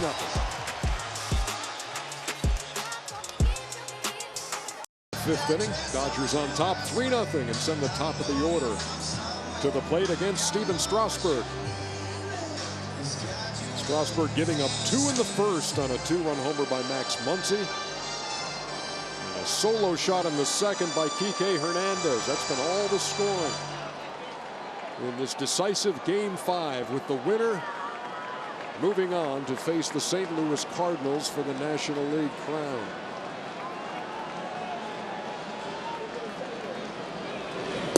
Peterson takes a strike 0-1. And this game started the exact way the wild card game did last Tuesday night, if you think about it. 2 batters, 2-0.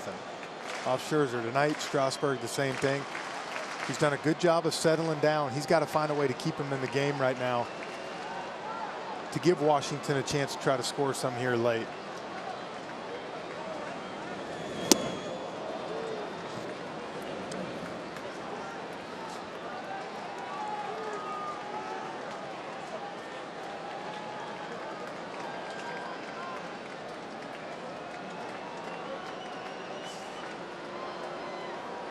Eerily similar to the way that wild card game started against the Milwaukee Brewers.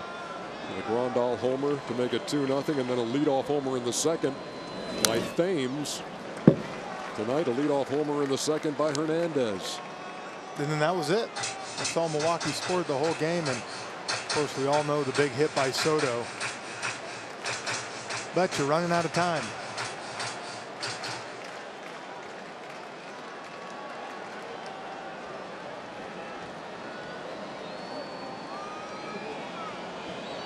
No balls, 2 strikes to the Dodgers leadoff hitter.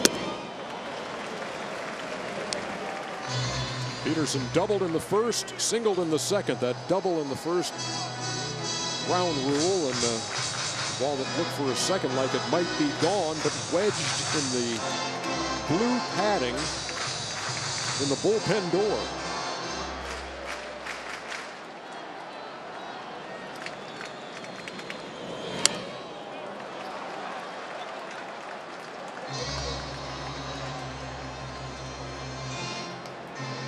And Jock feast on right-handed pitching. I mean, he's a true platoon guy when you talk about it, including this postseason where he hit all 37 home runs against right-handed pitching. I think he's only had close to maybe 49, 50 ABs against left-handers all year.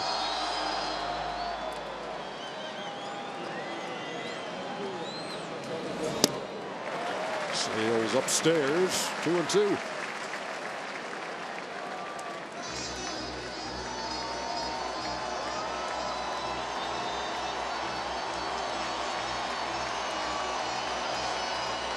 Strasburg threw 85 pitches in his 6 innings of work.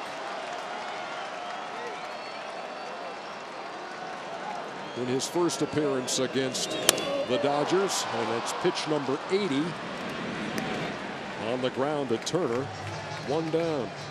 Let's go to our Atlanta studio. Casey Stern, what you got?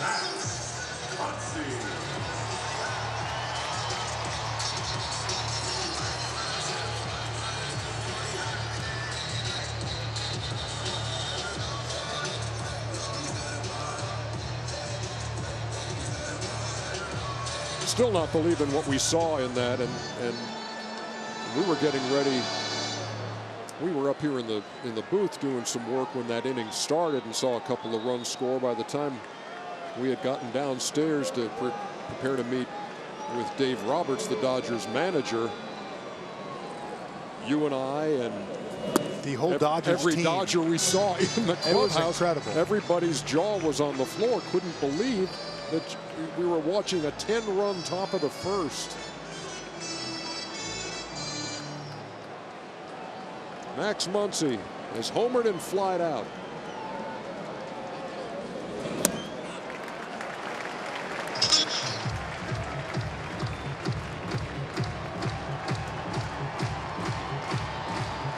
This guy has been one tough out, that's for sure. And that's the thing tonight. You look between Peterson, Muncy, and Turner. That's as good of a 1-2-3 to go through the lineup. It's tough to navigate through that. Tried to sneak that one in the back door. It stayed outside. There's Muncy with the 18th inning walk-off against Native Aldi in the World Series last year. And has homered 3 times in this series. The Bleacher Report app connects you to the moments that matter faster. Follow your friends and give your take on highlights, scores, and more. Download the BR app today. Well, Muncy's That's what I was just talking about right there. There you Frenchie, go. the BR app. Have to do it. I was a little off in my read. My timing was a little off there. My bad. Muncy's timing is never off, by the way. Well, I that off? was going to guarantee you he wasn't going to get a curve fastball right there. First time up 3-0, took 1-3 to get to 3-1, and then he hit a home run. Right here, you got the 3-1 curveball right off the bottom of his foot. Any foul ball off any part of the foot is no fun.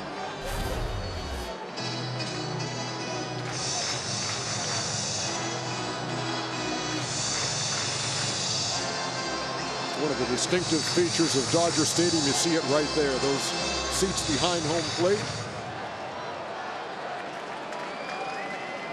Put you right in the action here.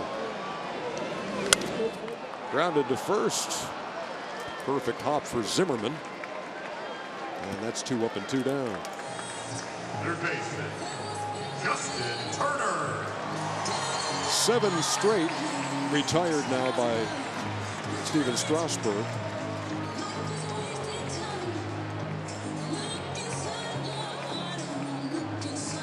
And the only base runner has been after the Bellinger reached on the error by Howie Kendrick. That came in the 3rd. And he gave up the home run in the 2nd, a Peterson single.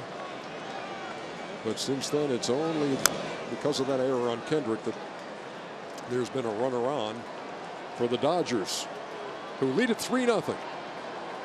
Yeah, he's come back, and I thought has got a better idea of his off speeds, throwing his curveball in better location, but unfortunately gave up a couple early. And right now, Walker Buehler is riding that momentum wave of what we talked about, getting a few early and settling him down. This is going to be another 1-2-3 inning as soon as Kendrick squeezes that one. 5 innings in the books in decisive Game 5. Get a good look at Walker Buehler, who has shut out the Washington Nationals through 5 innings, and he is making his way up the charts with that consecutive scoreless innings streak. Right now at 21 2/3, Jerry Royce on top, followed by Sandy Koufax. And he just passed Oral Hershiser. And he pitched around an error in the 4th inning, and then last inning, 1st and 2nd, was able to sit down Strasburg, Turner, and Eaton. Rendon is flied out to right twice, and there's a shot to left field. That'll be down there in the corner. Kike Hernandez hustles it in, but Rendon, a leadoff double here in the 6th. On field, Juan Soto.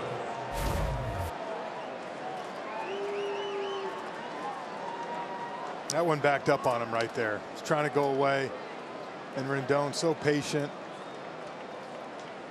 Compact hits the double down the line, and here's the 3rd inning in a row now where the Nats have something going. Let's see this time with Soto and Kendrick coming up, if they can take advantage. Soto's 0 for 2, flied out to left.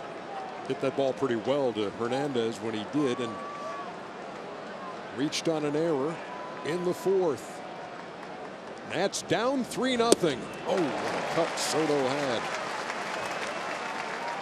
And then there was the patented look at him shake the head after that cut. Look at this right here.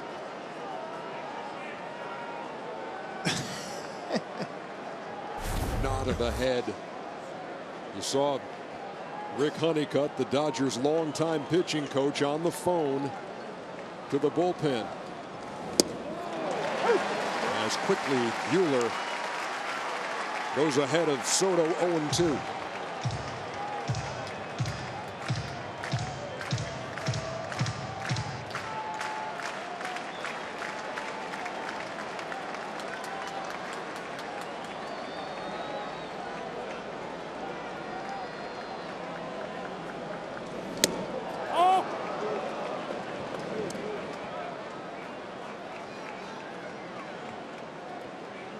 Well, this is where Soto is tough right here because he spreads out a little bit wider with 2 strikes here. Really gives him a better idea of the zone.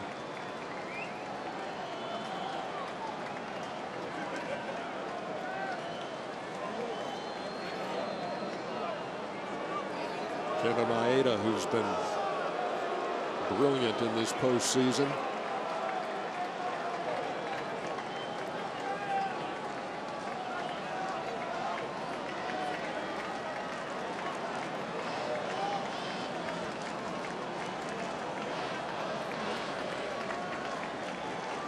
Rendon, the runner at second after the first extra base hit allowed by Buehler in this series, and Soto slaps it to right field.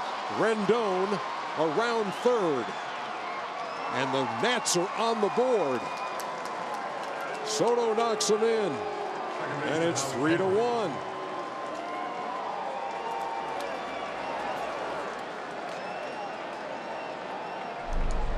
Yeah, see here, starts him off. Big old cut right here on that slider. Paints a fastball right there. Goes up right there, and then couldn't really get on the same page, and then he hangs that cutter right in the middle, trying to go in. It backed up. It's the first sign of life for the Nats tonight. It brings up Howie Kendrick, who drove Bellinger all the way to the wall his last time. Bellinger making the play. So the Nationals break through here in the 6th. Leadoff double by Rendon. Run scoring single by Soto. And you can see that Soto again, how he spreads out right there. He's so wide, yet he's so strong, so he's able to stay on those legs and still drive it.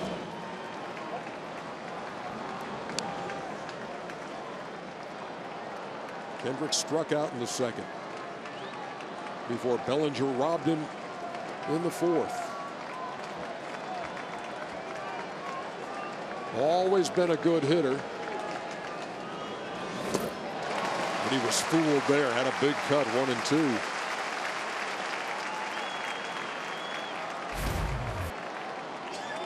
There's that cutter that time. It's kind of what he wanted to do to Soto before he got the base hit. And with Maeda down there with Zimmerman, Suzuki, Taylor, those righties, that's what he's up for. And we think we both agree, Ernie, that if they bring Kershaw, they want him to bring him in a fresh inning.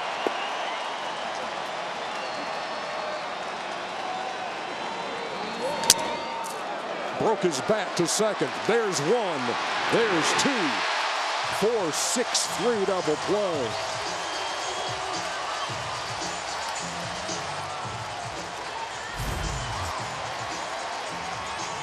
See that pitcher cutter away again right there. And easy 4-6-3. And you can see how much they trust him right now. Even after the double by Rendon, the single by Soto, they didn't go out and talk to him. They had trust that he would get the job done, and that's why he's still there. 93 pitches.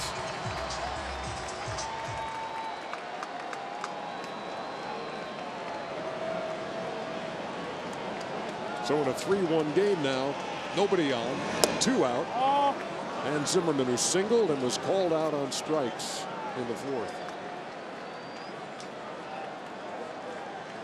Of course, it was Zimmerman with that electrifying 3-run homer the other night in front of the home folks in Washington. As the Nationals stayed alive, they open the doors to Nationals Park tonight for a viewing party. So hey to all the Nats fans in D.C. who are rooting long distance.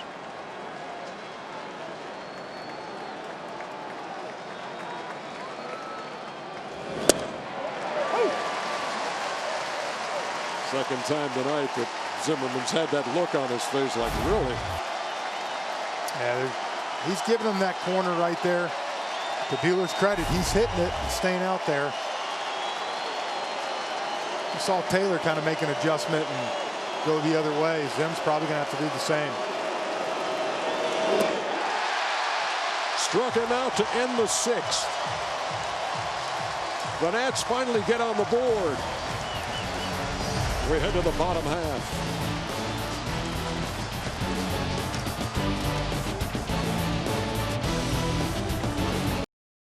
Situations. Goodyear. More driven. We are zipping right along here in game 5. Bottom half of the 6th. Cody Bellinger to lead it off. Struck out in the 1st, reached on an error in the 3rd, and stole a bag.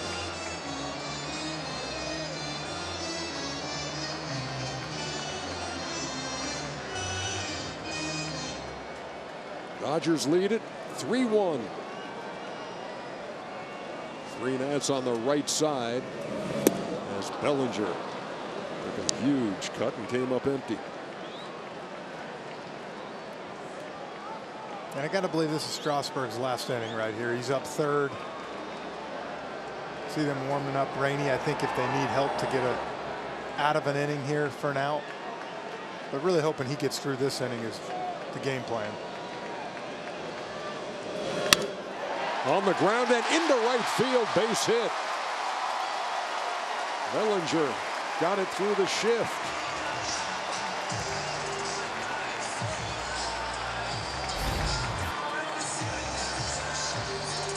Yeah, he tried to go fastball, I think, tried to elevate it, and that one crept right back over the middle of the plate.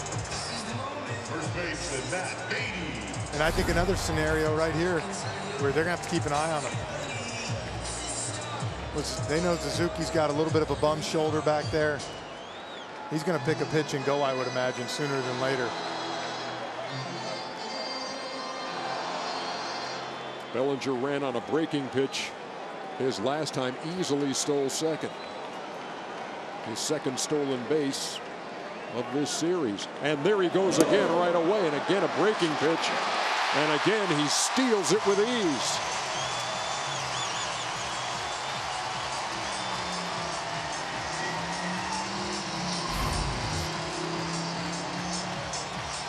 Bellinger wasting no time.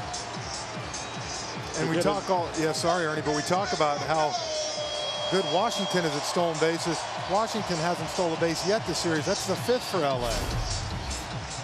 Yeah, the Nats stole about twice as many bases in the regular season as the Dodgers did. But in that category in this series, they all belong to LA. The pitch to Beatty was a ball. It's 1-0. Well, that ball was hard hit, and what a play down the right field line. I remember back, I think in game 2, the left field line made good plays. They got athletes here.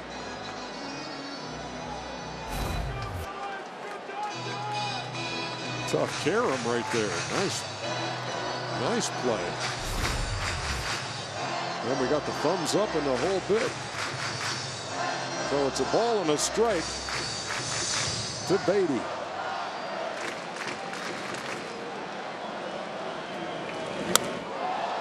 He yanks that one well foul.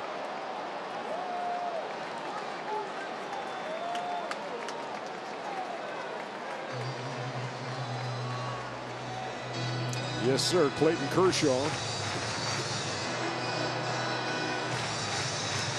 Loosening in the Dodger bullpen. Yeah, Dave Roberts said he wanted to piggyback. There's his chance right now.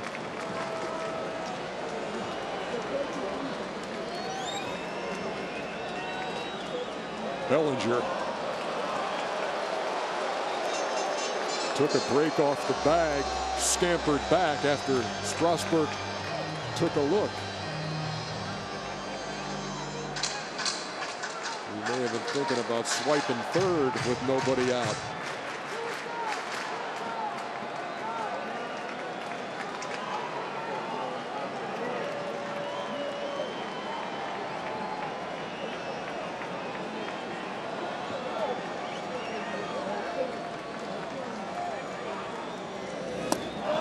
Beatty waves at that for out number one.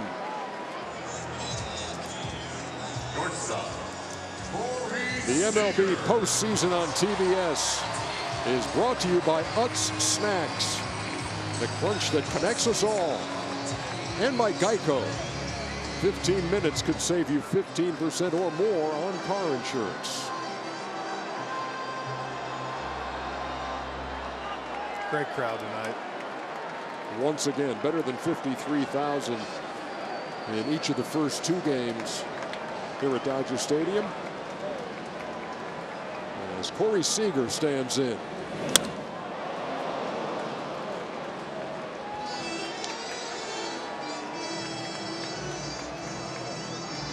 It was funny earlier this week talking to Dave Roberts. I said, "You ever get starstruck when you're managing in a ballpark like this where a lot of the big names come out?" And he was like, "Only one time. And I saw Ice Cube at the game." There's Dave Winfield. Everybody's got their person that. He said, "Oh, I grew up with, man, this was huge."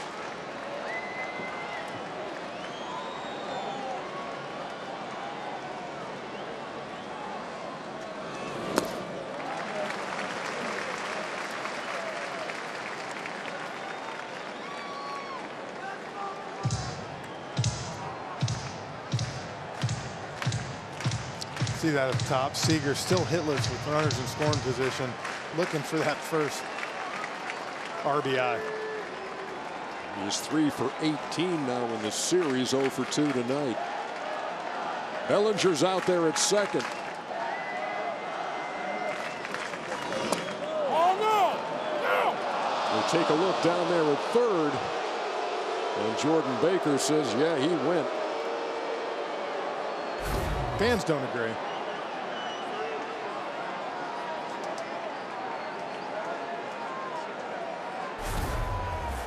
It's close enough that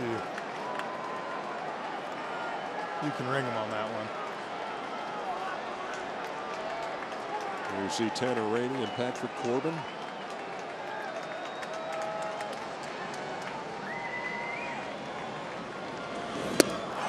And Seager goes down swinging for the second time tonight.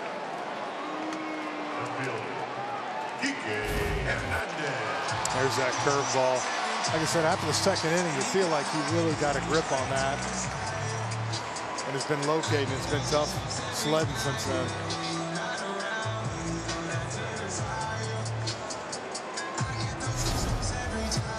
That's 99 pitches for Strasburg, and number 100 will come to Kike Hernandez. Give Dave Roberts credit.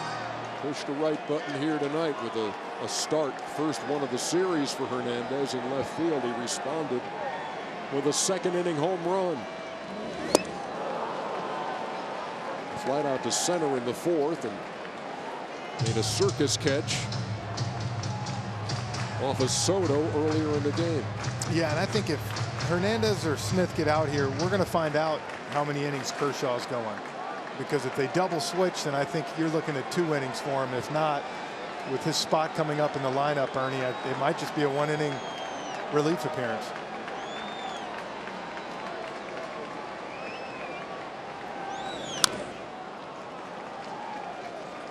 Let's take a look at StatCast AI, powered by AWS.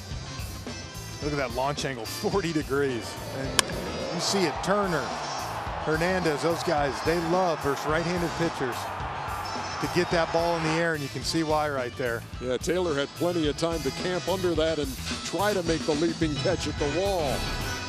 I like his dancing with Russell Martin better than anything. That put the Dodgers on top 3-0. Nats have scored once, and that's where we stand in the bottom half of the 6th inning as Strasburg tries to put him away, and that ball is yanked foul.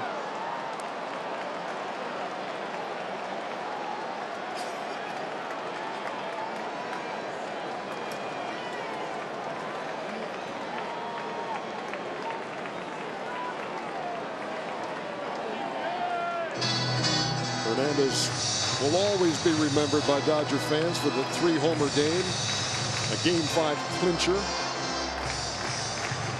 against the Cubs in the NLCS. Game they won 11-1.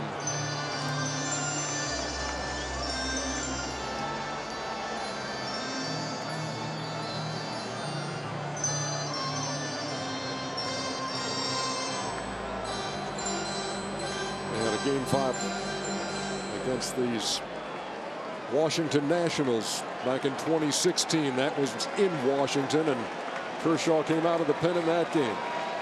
Got his only career save that night in a 4-3 win.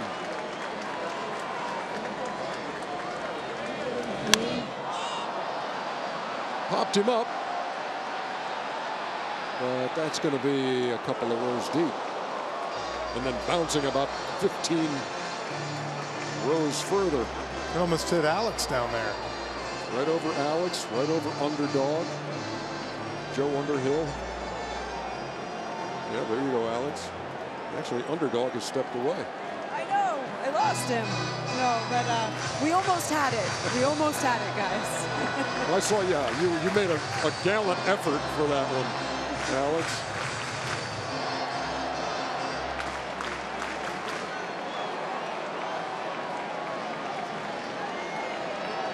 Oh, and 2. Oh, no.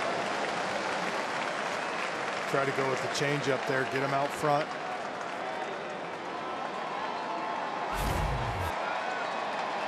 See the drop on that right there. Hernandez almost went. He went a little bit, but was able to hold up. If you're Strasburg, you're telling yourself, make one more pitch. You might have gave up a couple home runs early, but at the end of the day, you kept your team in the game and give them a chance.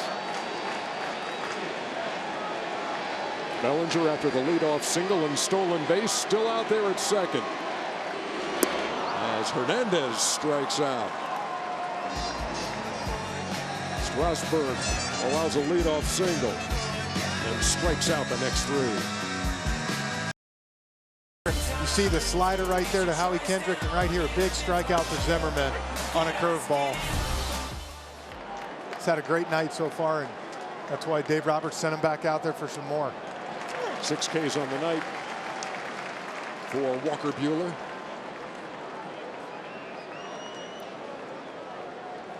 Who allowed a run in the 6th after a leadoff double by Rendon and a one-scoring single by the cleanup hitter Juan Soto.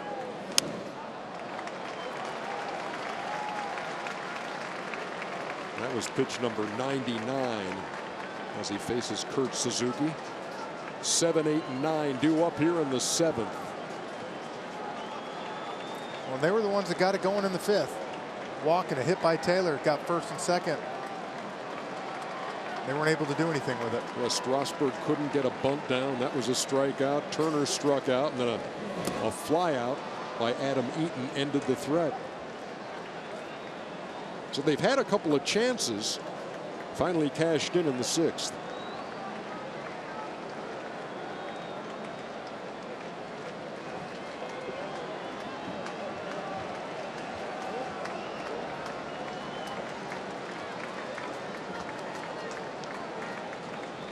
The 1-2 from Buehler, and he hit him. Oh no.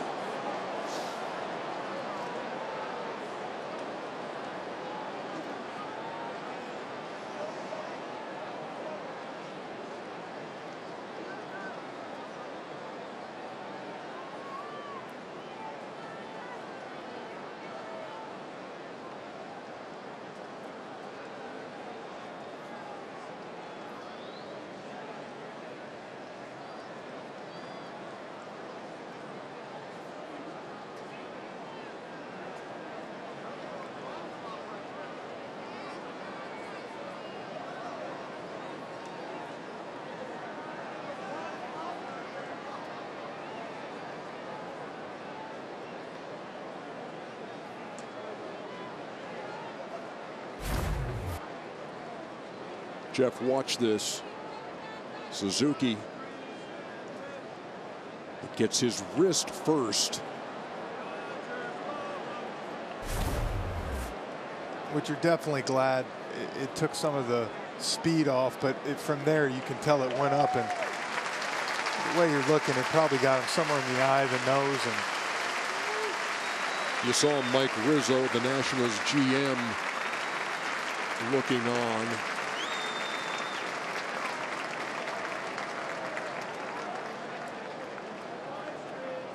As Suzuki now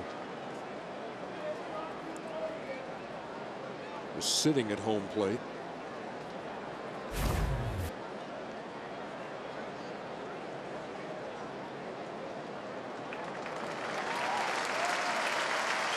looked like it got the other side of his face. Yeah, the ball knocked his helmet off.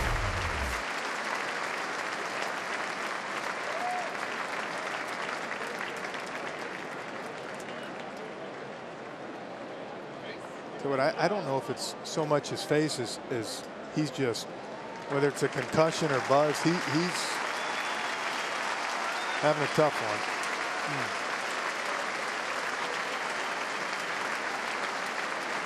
You won't find many better guys in the game than Kurt Suzuki either. Hate to see that.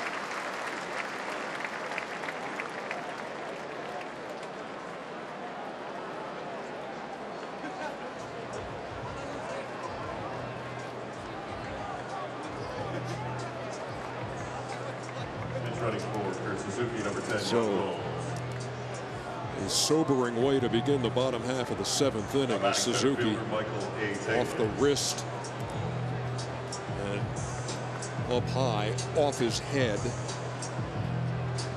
And Yan Gomes will run for him at first.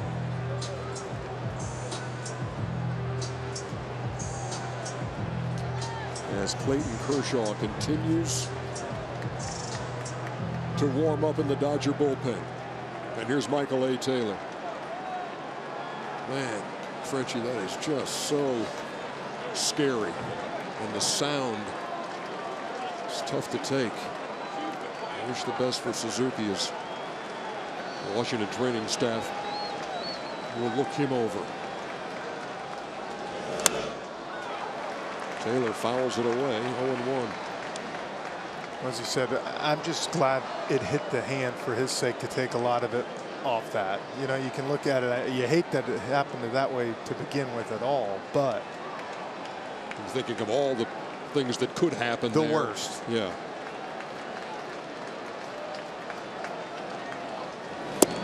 Oh. Taylor watches that one down and away, 1-1.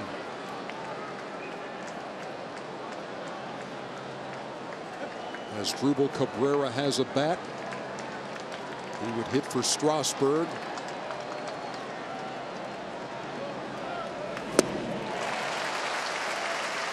One and two. The last time with 2 strikes, Taylor got something away and just punched it to right field. See what he does here. Probably going to get the same type of pitch. If you have 3 Dodgers on the left side, and Taylor was able to shoot one into center, right of the bag. This is fouled away.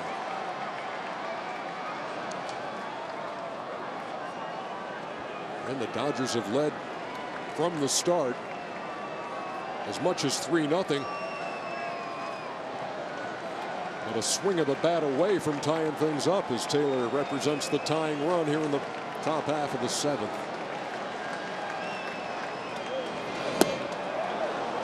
Good take. 2-2. Yeah, down in the Dodgers bullpen, Kershaw's it. So whenever Dave Roberts decides to make that move, he's your guy.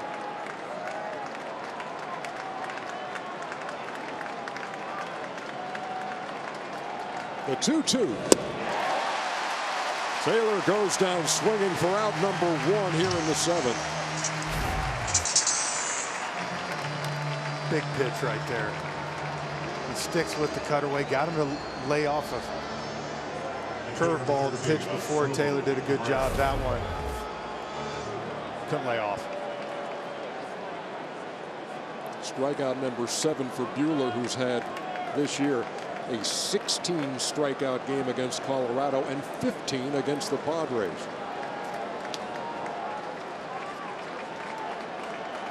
And here's Asdrubal Cabrera.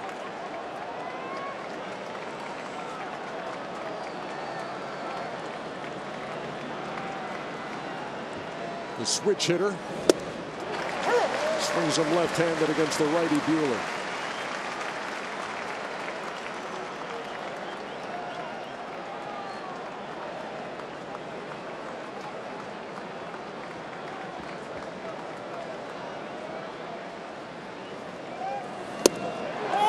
Checked his swing, and it's 1-1. Yeah, you hear Dave Martinez say he's one of my most trusted clutch hitters. Well, he's putting him up right here in the 7th inning.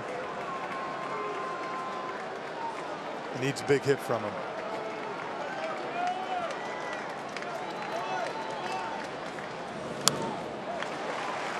Right on the fists, and he fouled it away.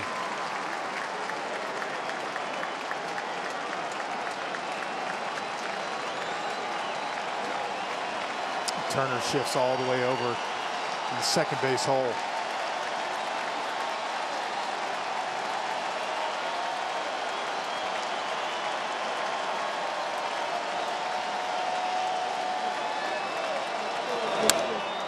Into center field. Bellinger makes the play. That ball hung up for him for the second out. As Cabrera hit it pretty well. He did. He went down and got that pitch, hit it on the screws, but fortunately right at Bellinger. Shortstop number 7, Trey Turner. See that nice swing down in the zone, but said hit it right at him. And I imagine it's going to be Buehler's last hitter now, with the lefty on deck and Eaton. And at 111 pitches, this is his last guy. It matches his career high.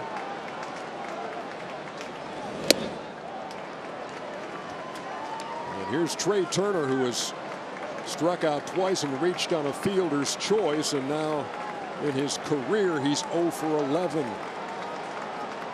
against Buehler. Breaking pitch missed. 2-0. The inning began with Kurt Suzuki hit by a pitch that hit his wrist and hit his head.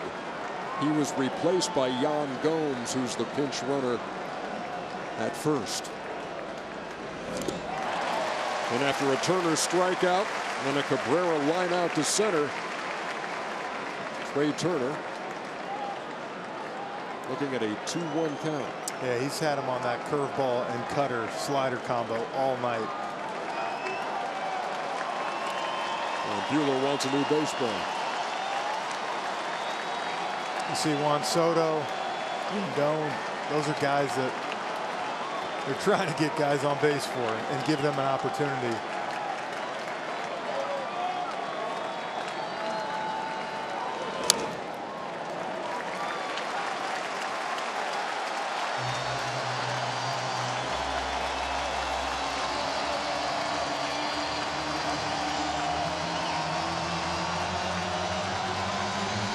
Sixth straight inning, but the Nats have had some traffic. Only once have they chased somebody in. That was in the 6th. The 2-2. Boy, that did not miss by much. No, and I'll tell you, good call by Alfonso Marquez behind the plate. That ball's off the plate. You can see right here. It's so tough sometimes for those guys. The crowd gets going.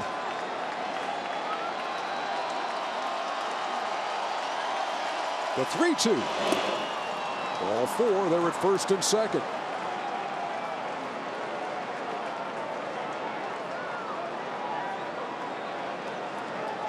Right field number 2, Al Eaton. Dave Roberts is making his way toward Alfonso Marquez, the home plate umpire.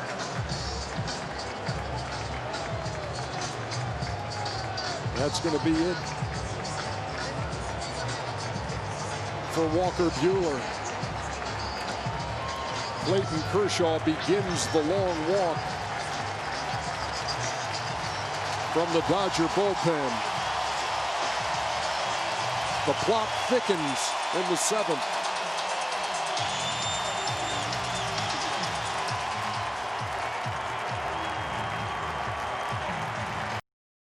Career save for Clayton Kershaw. Got Wilmer Defoe for the final out at Nationals Park. Well, here in the 7th, Clayton Kershaw on in relief of Walker Buehler. Yeah, and it's kind of become a every year thing for him. Now you see him come out of the pen a couple times. You see that pretty good numbers, 2.79.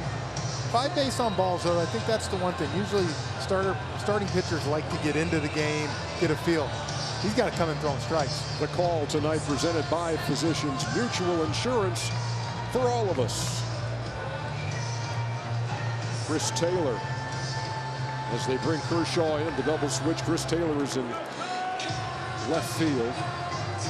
Kike Hernandez moves to second, and Max Muncy from second to first. So Matt Beatty out of the game.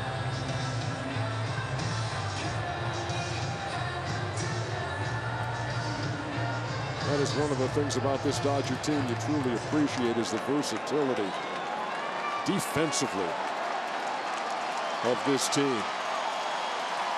Well, here we go. Eaton had an RBI single off of Kershaw the other night. Swings at the first pitch and fouls it away. That's when Eaton's done his best work, is on that first pitch. You see he tried to go with it right there and fouled it off. Eaton is 0 for 3 tonight. Just under it. Go ahead, Jeff. I'm sorry. No, just under it right there. Got a good pitch to hit. Runners at first and second with 2 down. Big spot for Eaton. With the Nats down 2. And now it's 0-2.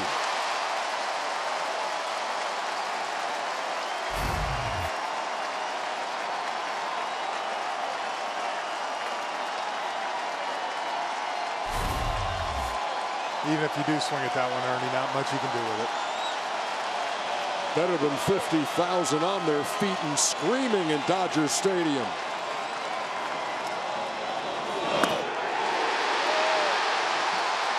And he struck him out on 3 pitches. Time to stretch in LA.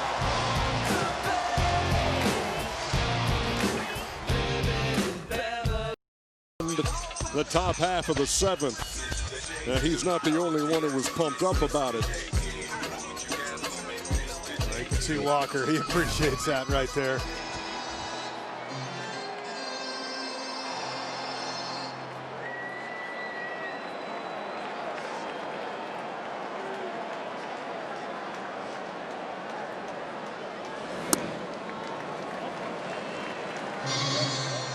Tanner Rainey is the new pitcher for Washington.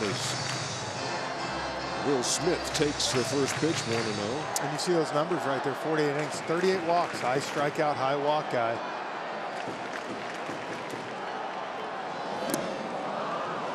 He would like to have that swing back. Ball and a strike. Yan Gomes is the new catcher. Came on when Kurt Suzuki was hit by a pitch. Ball that bounced off his wrist and off his head. He was taken from the game. Gomes pinch ran.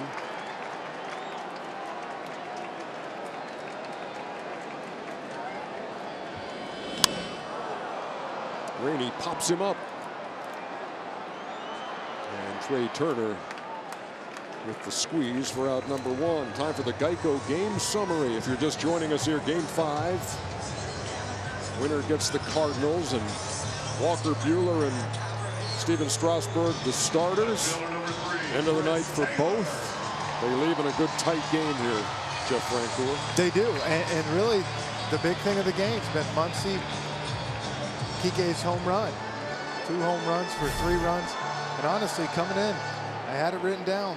A big advantage, I thought, for the Dodgers. Coming into tonight, 7 home runs for the Dodgers, 2 for the Nats. If it turned into needing a long ball, that was the advantage for the Dodgers.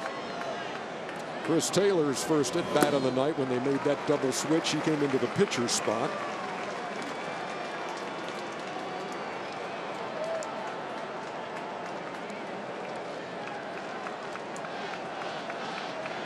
Max Scherzer and Dave Martinez. Now, Dave Martinez told us, and look, you can hear a lot of talk before a game of this magnitude on any number of media outlets, and it's debated hotly. And Dave Martinez says there is no way that Max Scherzer is going to pitch. He said he'll argue with me. He said, but I can't do that to him. Yeah, I was going to say it's probably what he's doing right there. You need me to go down there right now, Skip? In the air into foul territory. Will this thing stay playable? No. Off that screen over the fans on the first base side.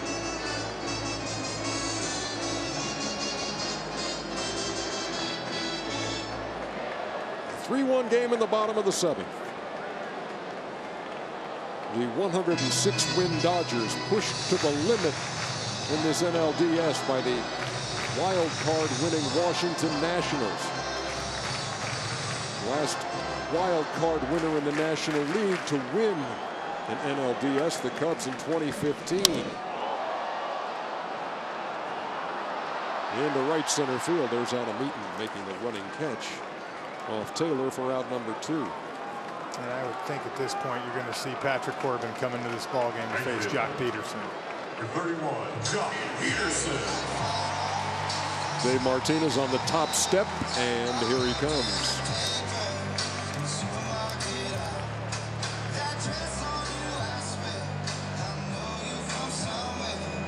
So Rainey did his job, faced the first 2, got them both. And Corbin, the left-hander,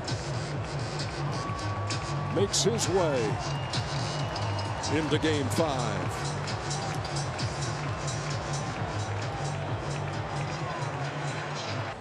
Patrick Corbin, the 3rd Nationals pitcher here in Game 5. Alex, what you got on Patrick Corbin? EJ, after Game 3, Patrick Corbin just saying he felt like he let his teammates down. So he went into Davey Martinez's office, said that night he wanted to pitch out of the bullpen in Game 4, actually, but he was eager to get back on the mound and getting another big opportunity tonight, guys. Yes, he enters here with 2 down, nobody on in the bottom of the 7th. Brought on to face the left-handed swinging Jock Peterson. With the left-handed swinging Max Muncy right behind him. Yeah, I promise you Dave Martinez had no problem throwing him back out there tonight. He's been a workhorse for him. He had a bad night the other night. But right now, he's your guy to keep it at 3-1.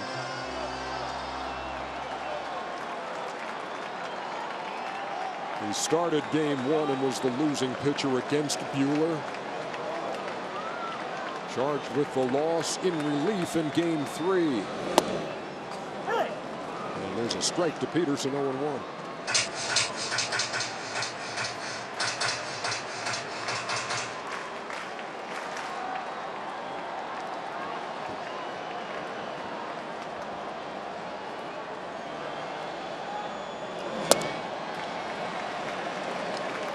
And he's coming out throwing 2 fastballs tonight. I was wondering the other night, it got to the point where you felt like they were sitting on that slider, Ernie. So I think he's coming out trying to establish that a little bit. And maybe now he'll go to that slider. 1 ball, 1 strike to Peterson. We're past him at 95, 1-2.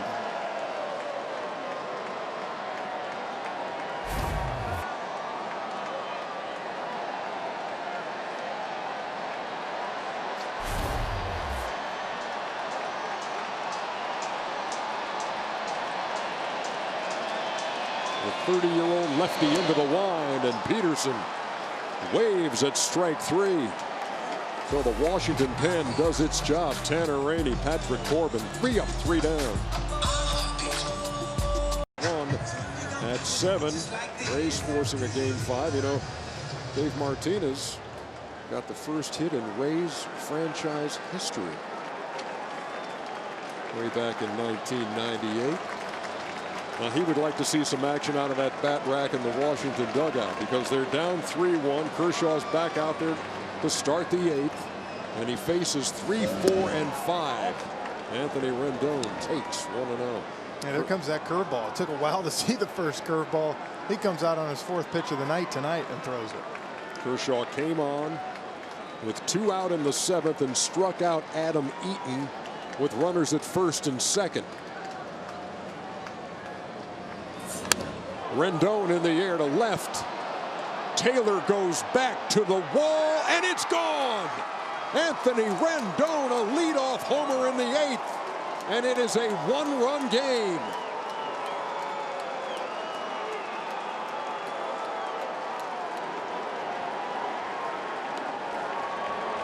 Well, Rendon gets something down right here. I'm guessing that slider of his, and just gets it out to, yeah, you can see it right there.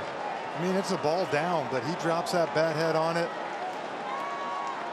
You can say him and Soto are trying to do everything they can to keep this team in the game. Rendon is 2 out of 4 with a double and a homer and has scored both runs. The dance party in the Washington dugout, they're down 1. And here's Juan Soto. In the air to deep right center field, and there she goes. We are tied.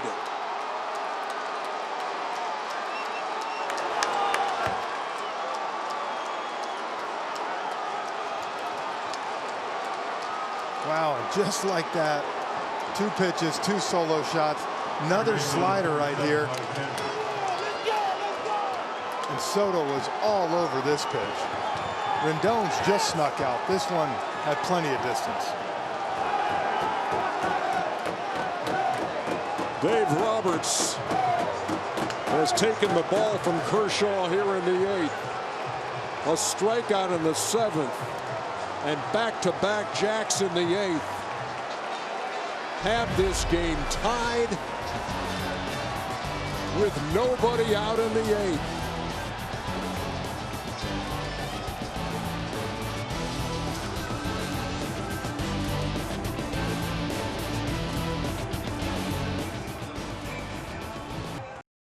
They go back-to-back. Rendon with 1. And Soto with a tape measure shot to right center field to tie this game at 3.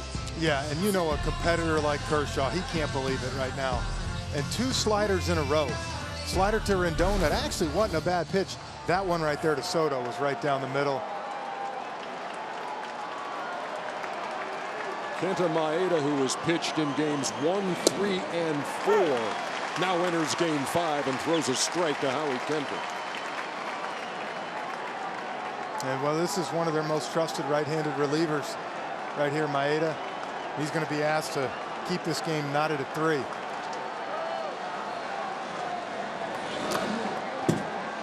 Ball and a strike. Maeda's pitched 3 2/3, allowed 1 hit. No runs. Struck out 4, hasn't walked a batter. Suddenly here in the 8th, we are tied in game 5.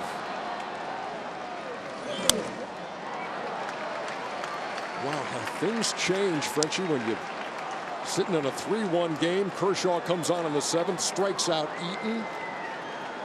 And then on back-to-back pitches here in the 8th. Well, and those are the 2, and Soto. Yeah, and those are the 2 guys all year that have carried that team.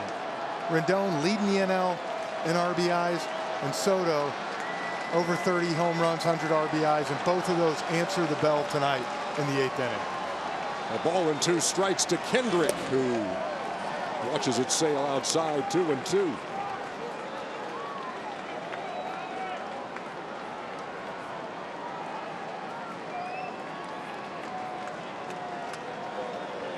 No one feels worse than that guy right there.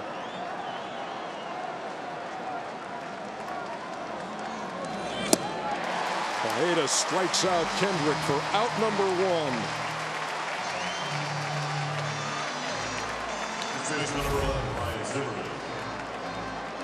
There's that slider from Maeda that's so tough.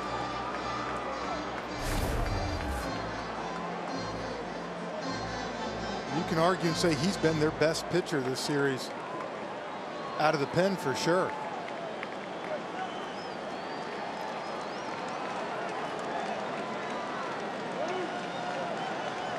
Kershaw just stunned as our 53,000 here at Dodger Stadium.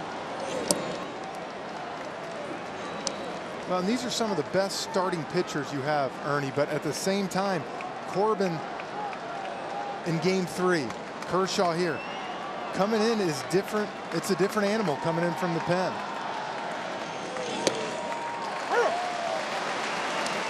Zimmerman takes a strike. It's 1-1.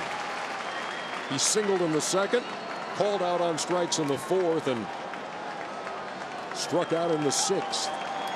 He bats now in a tie game in the 8th inning. A winner-take-all game 5, and there's another strike. 1-2.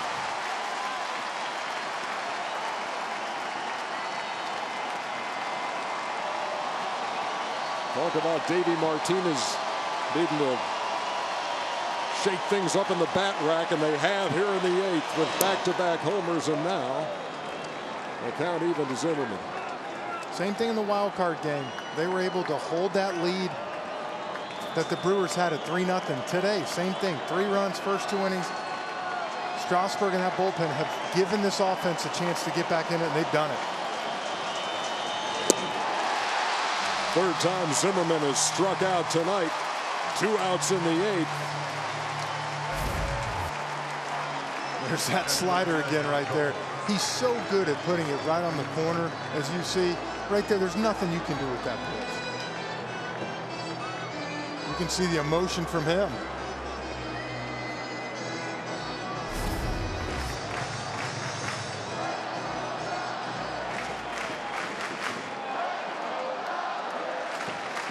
Now here's Jean Gomes hitting for the first time. Came into the game when Kurt Suzuki was hit by a pitch.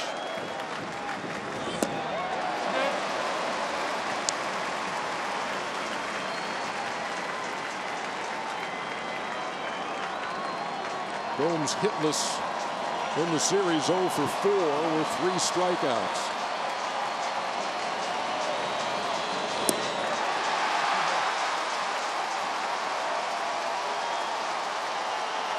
And Maeda's made him look bad on the first 2.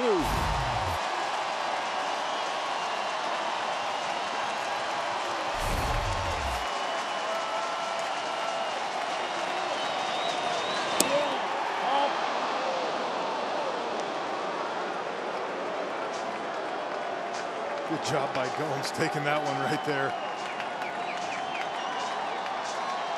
And if I had to imagine, he's coming right back with it right here. It's been his best pitch this whole inning. There it was. Maeda comes on, strikes out the 3 guys he faced. But it was what happened at the beginning of the inning. Rendon a homer off Kershaw. Soto took him deep. And all of a sudden we are 3-3.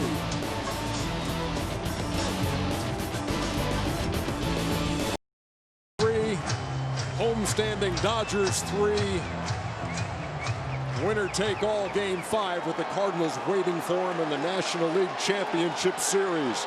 Patrick Corbin back out there in the 8th, and Max Muncy takes the first pitch outside, 1-0. Muncy homered in the first, a 2-run shot. Dodgers haven't trailed in this game, but they led by as much as 3-0. Now we're all even. And he takes outside, 2-0. Well, and as Alex said, if Patrick Corbin wanted an opportunity to get back in a big game and make up for it, it's right here facing the 2-3-4 with your season on the line. He came on and struck out Peterson to end the 7th. And there's a strike to Muncy.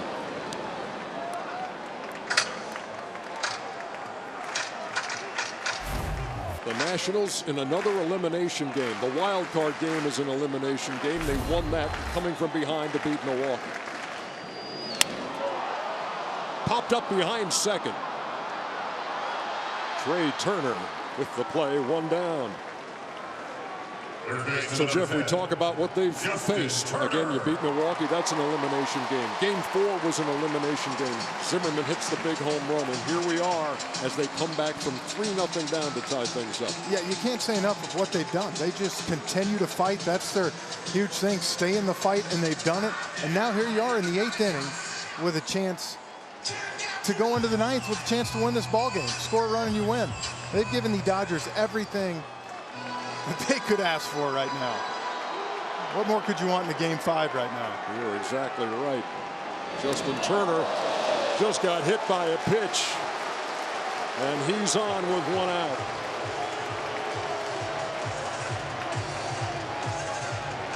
You hear some boos here, but the last thing in the world Patrick Corbin wanted to do was put anybody on base. That back foot slider, and Turner, great job right there. Hey, listen, you know you need base runners right here. You see it, he turns that leg. I think it's hurting him a little bit, though. It got him right on that outside of the calf.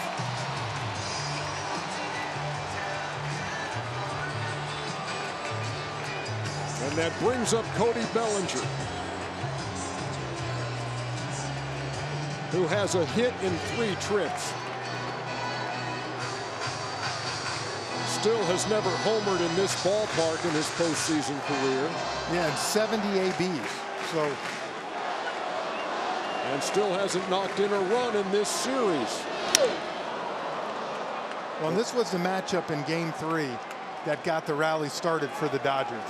Bellinger worked it to a 3-2 count, got a slider down, went out, got it, and started the rally. So he's seen Corbin, he's seen the sliders just a couple days ago. As that man says, stay in the fight. That's what the Nats have done here in game 5. Tying things up 3-3. That was in tight.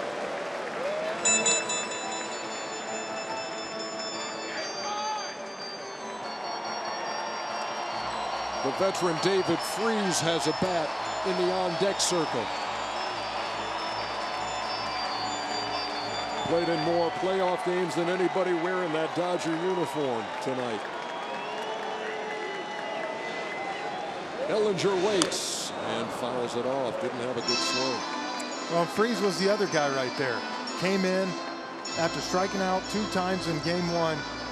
Got a 2-0 pitch. Didn't hit it hard, but used that right gap on the right side of the infield to sneak one through to set up for that big 2-out double by Russell Martin. Well, during that 7-run inning that propelled the Dodgers to a game 3 win in Washington.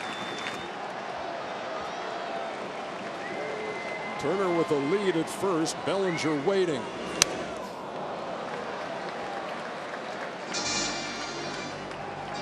Bellinger thought he got a pitch to hit right there. That ball kind of hung outer part of the plate, but something he could drive. And you talk about Freese on deck. Moment's not too big for him. We all remember what he did in 2011 with the Cardinals. So this guy loves these moments.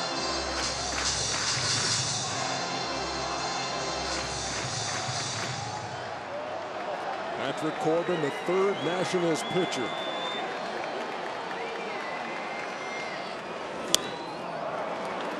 Game is now out of the hands of those starters. A couple of top drawer starters in this game, and Steven Strasburg and Walker Buehler.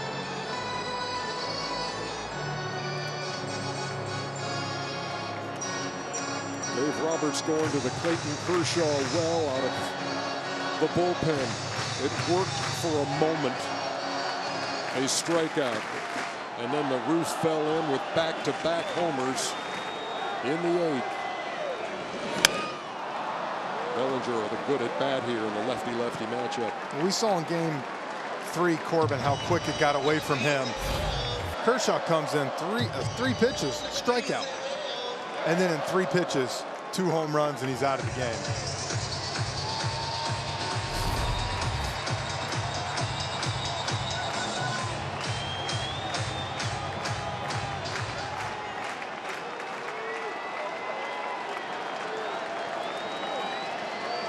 Another 1-2 to Bellinger.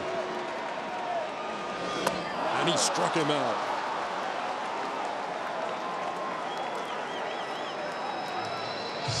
And I'll tell you what set that up right there, Ernie, was that fastball he threw at 94. It got him thinking that. He fouled it off, and then he's able to come back with that pitch right there and get him to chase. Great sequence.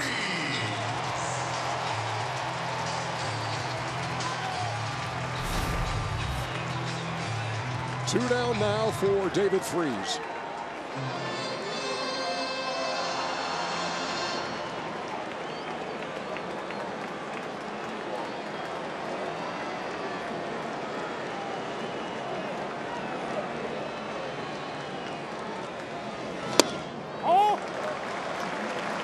Freese now 36 years old and the MVP of the World Series and the NLCS with the Cardinals back in 2011. A guy whose value cannot be overstated here. A guy that Justin Turner, the runner at first, told management after the World Series last year, we've got to have him back. I told the story when the series began that Turner refers to himself and guys like David Freese with a bowling analogy. They're the bumpers that keep the kids on this team out of the gutter. And they got some youngins on this team. A couple of rookies starting in this game 5. Freese tried to check, but went through with it. Trip Gibson says that was a swing. I think he definitely went. And look, you got Daniel Hudson warming up down in the bullpen, so you might be wondering why you didn't bring him in. You got the lefty Seager on deck, so Dave Roberts is not going to pinch hit for him, and the pitcher's up second next inning. So I think this is Dave Martinez rolling the dice again, going with his veteran guy that's been here all year. 2 balls and a strike, and the pitch to Freese cut right through it, 2-2.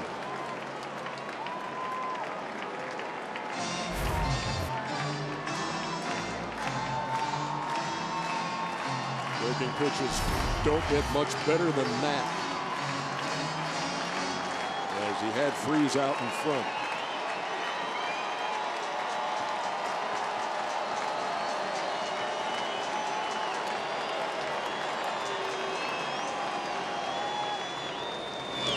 And it inside and missed.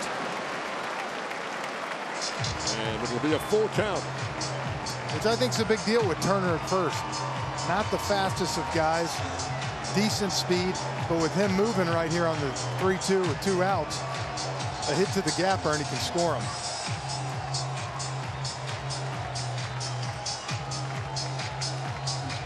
This crowd's trying to get back in. I think they're still stunned from those back-to-back homers. They kind of settled in a 3-0 game. Yeah.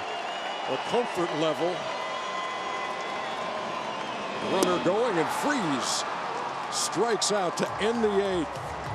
How about this game 5? We're going to the 9th, tied.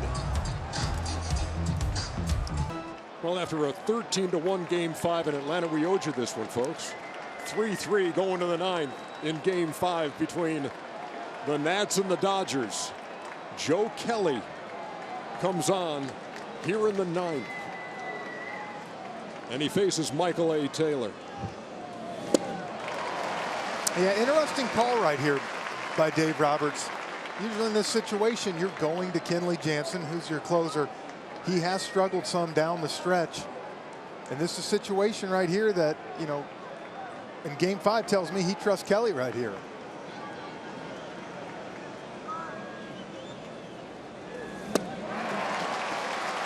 Quickly 0-2. Taylor has a single and 3 trips. He struck out his last time. That was against Walker Buehler.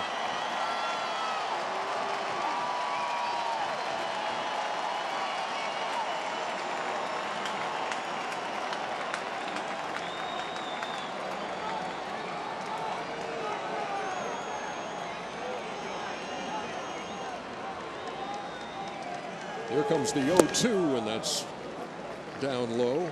And Taylor's had some huge hits in elimination games in the postseason. A grand slam, a 3-run homer.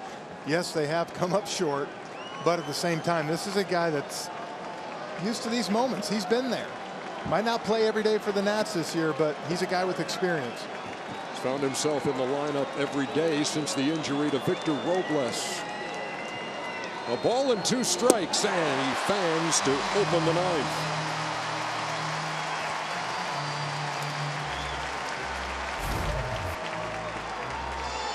Good curveball right there. Sharp breaker. You know, I was a little wondering with Kelly too, because he just pitched 3 days ago in that game 3. Ernie walked 3 guys and gave up a hit, didn't even get an out. Well, he gets the leadoff man here in the 9th, and now he's got Matt Adams, pinch hitter, up there. Big City can hit it a country mile. And he takes a strike.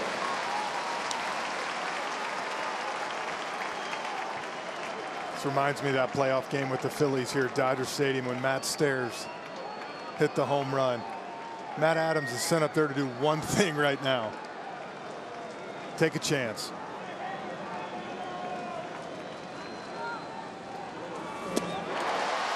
He had that kind of a cut. 0-2.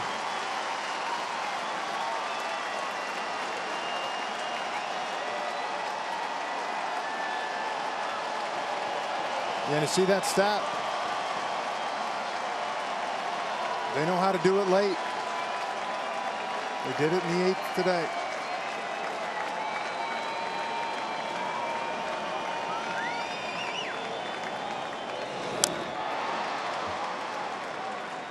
They are screaming for foul balls right now at Dodger Stadium. This is a crowd, a huge crowd here that was enjoying every second of this game for 7 innings. They led 3-1 going to the 8th. Clayton Kershaw was out of the bullpen. And then back-to-back home runs by Rendon and Soto tied the game. The 0-2 from Kelly to Adams. He struck him out. 2 up and 2 down here in the 9th.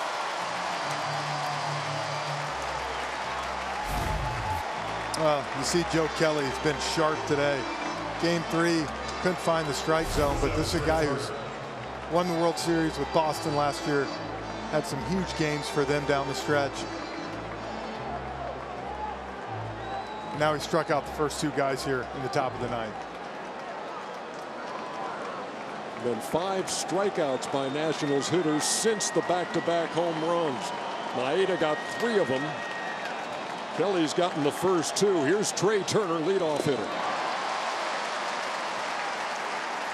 So we're getting the Game 1 Joe Kelly and not the Game 3 Joe Kelly here in Game 5.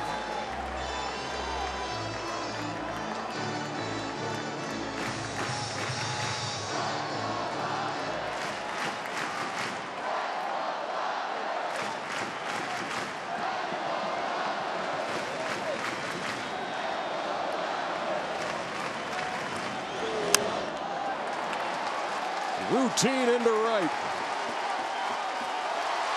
A 1-2-3 inning for Joe Kelly. Dodgers trying to walk it off in Game 5. To the bottom of the 9th in Game 5. All tied up at 3 apiece. Aerial coverage provided by Goodyear with superior performing tires that knock it out of the park. Goodyear, more driven. Daniel Hudson, Nats closer, in here in the 9th. Yeah, just 2.5 months ago, he's in Toronto. Now he's on the mound in the bottom of the 9th to keep the Nats season going. He has been great since he's been over here at Washington. Got a little nervous in Game 2 here, but got a huge strikeout on this guy coming to the plate, Corey Seager, to end the game. Seager is 0 for 3 tonight. He struck out twice. He's 3 for 19 in the series without an RBI.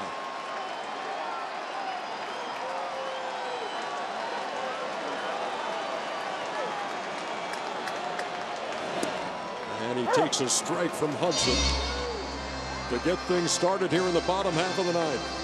Dodgers have been so good at home this year. 12 walk-off wins here at Dodger Stadium this year, so fans are accustomed to it.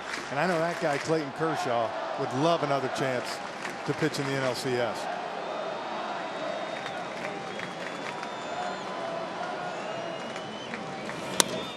On the ground wide of first, and it's 0-2.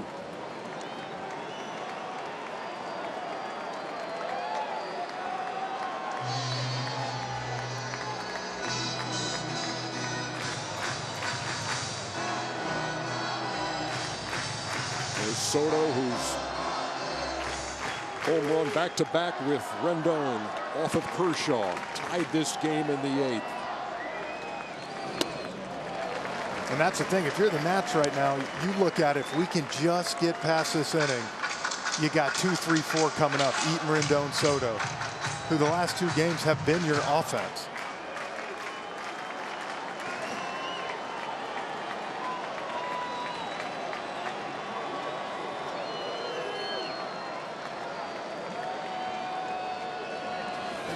And Seager goes down swinging for out number 1 here in the 9th. 11th Dodger to strike out here in game 5, and that is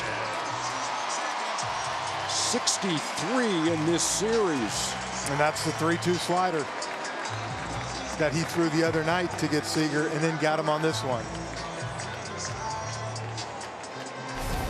That brings up Kike Hernandez. He homered in the 2nd, and at the time it gave the Dodgers a 3-0 lead. Things have changed since then.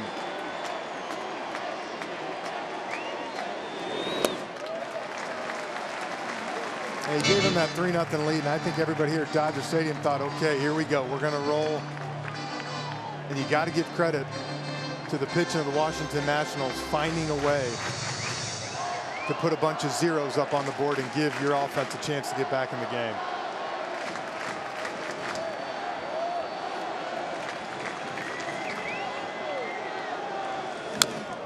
Had a good cut at the 1-0. Count even, a ball and a strike. Here it was in the bottom half of the 2nd, leading off against Strasburg. This thing was a towering shot. It just got over that wall out of the reach of Michael A. Taylor.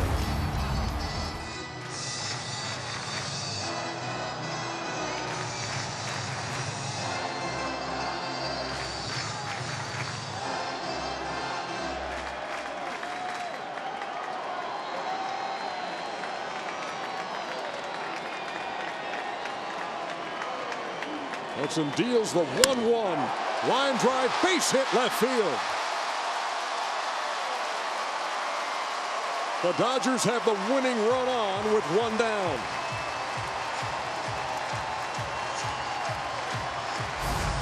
Good swing right here. Fastball kind of in, not a bad pitch, but at the same time, Hernandez pulls those hands in, and now he's a winning run at first base. And you can see this Dodgers team in there. They know they're in a fight right now. You talked to a lot of the hitters before this series, Ernie. They had the utmost respect for this starting pitching of the Nats and knew that it would be tough. Now, did they think it would come to this? Maybe not, but here we are. And here's Will Smith, the rookie, who in 54 games this year knocked in 42 runs.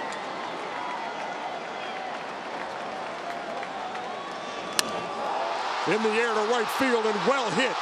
Eaton goes back to the track and makes the catch. Hernandez back to first. 2 down. Wow. I thought Will Smith just ended it right there. There's a hanging slider. I don't know if you remember, but Dave Roberts told the 2 of us before game 1 that Will Smith would hit a big homer at some point.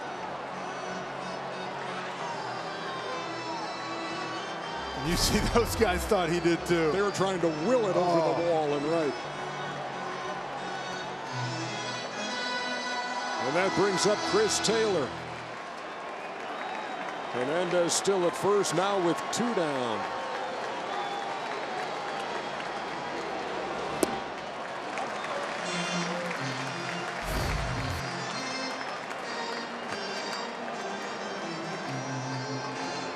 See the reaction from Will Smith.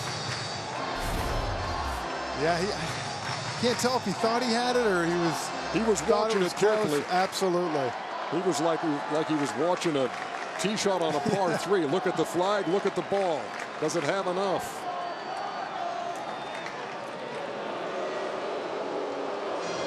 He hits that ball in the first 3-4 innings.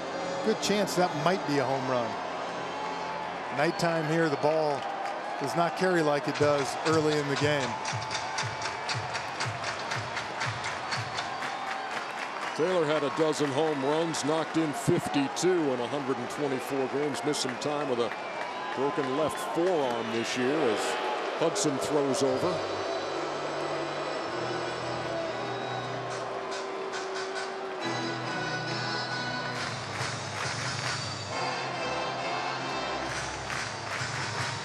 In that part of this game now where one pitch, one swing, one decision can make all the difference.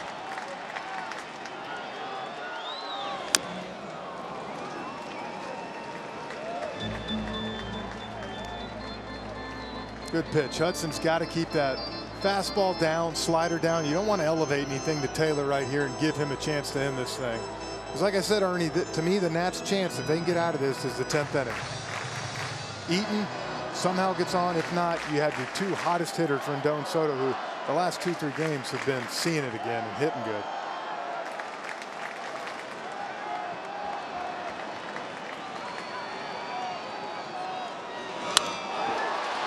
Hit that one right on the nose to center, but into the glove of Michael A. Taylor. We are going to go extra innings in Game 5 on TBS. Washington, that's always a good look, too, by the way, the old Expos hat, man. It is a great hat. Conjures up thoughts of John Bacabella and Coco LaBoy. You know, though, you think about it, Ernie, this is kind of the Nats, how they've done things all year. They've made it tough on themselves, but somehow found a way to pull it. And when you really think about it, they've been favored almost all 4 times when they've been in the NLDS. Lost every single time, 3 in Game 5. You know, it's been hard all season. Just bitter disappointment at home for fans to watch. But now on the road in this Game 5, down 3-0 after Strasburg gave up a couple of home runs early. The Nats have battled back, used back-to-back home runs off reliever Clayton Kershaw in the 8th to tie the game. And here's Adam Eaton as we begin the 10th. And Kelly delivers outside. Eaton was the first hitter that Kershaw faced in the bottom of the 7th. Kershaw came on, threw 3 pitches, struck him out. Yeah, at that point, you got the feeling this is his game. But that changed quick. That's when the 8th inning happened. And back-to-back homers by Rendon and Soto.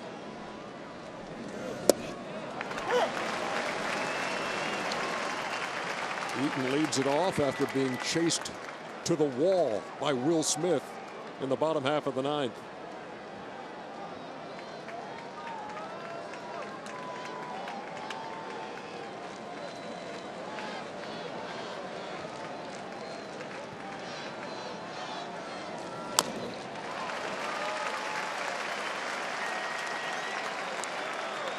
And you can see he's really throwing that slider with some depth tonight, something we didn't see in Washington in Game 3.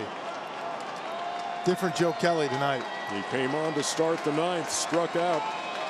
Taylor and Adams got a fly ball out of Trey Turner.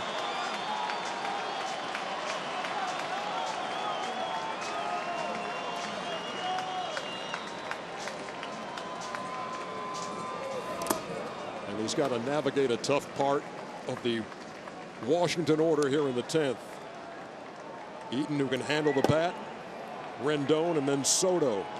You see Kenley Jansen's up. So is Adam Kolarek. Kolarik's like the designated get Juan Soto out guy out of the. Yeah, he didn't get to face him in Game 4, so it's like we got to have him here.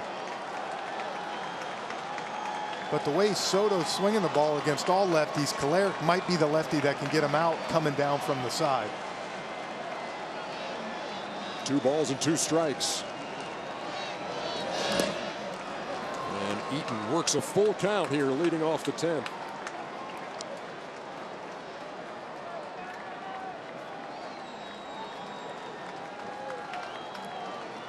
Just the second time we've gone to extra innings in a Game 5 in the NLDS. Other was 2011 when Milwaukee beat Arizona in 10.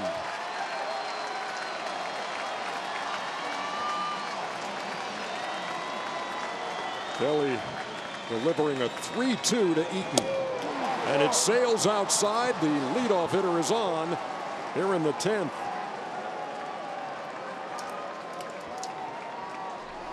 This is what happened in the top half of the 8th. Yeah, you see Rendon hit this good. He didn't get it as much as Soto did, as you can see. This ball was absolutely crushed right here. Look at that, almost 450 feet.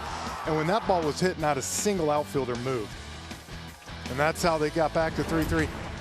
Big walk by Eaton right here to get on first.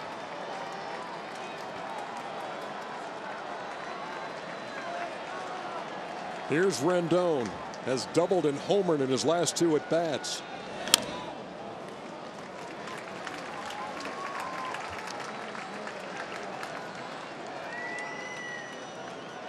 There was a borderline party atmosphere in here around the 7th inning stretch. And now 53,000 are afraid to move. Yeah, well, when Kershaw got Eaton to strike out, I think this place was feeling it after that, thinking this would be it. And now they're in a fight.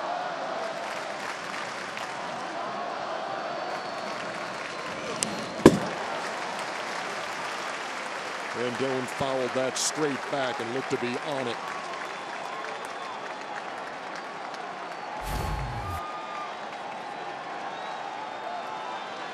Good cut right there. This is when, to me, an advantage of a guy like Rendon. You got to have a slow heartbeat in these situations. I think we all know, watching Rendon, that he has that.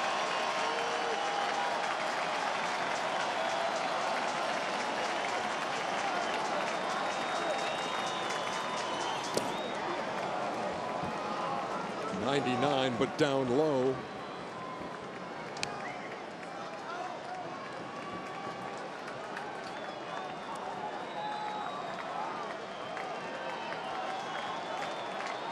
Thing about Rendon, very few swings and misses, only 5.5% of the time. And you got Eaton with good speed at first. 1 ball, 2 strikes.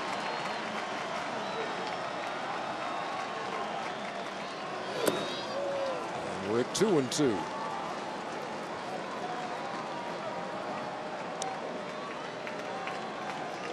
Yeah, Rendon's a lot like Max Muncy to me for the Dodgers. You can get them 0-2, Ernie, but the toughest thing is to put them away because of what you just said. They don't swing and miss much, and they have a great idea of the strike zone.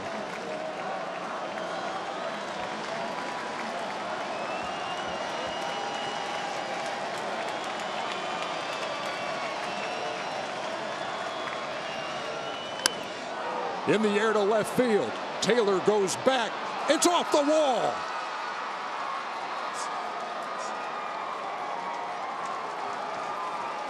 They will be at second and third as Rendon delivers for the 3rd straight at bat. Well, you see right here, he gets a hanger. He took 2 pitches to get it back to 2-2. And there it comes again, Ernie, when I'm telling you, the idea that you can slow yourself down, slow your mind, slow your body. Not many better than Rendon, and you see the ball stuck there. For the 2nd time tonight, we have a ball wedged, which will be a ground rule double.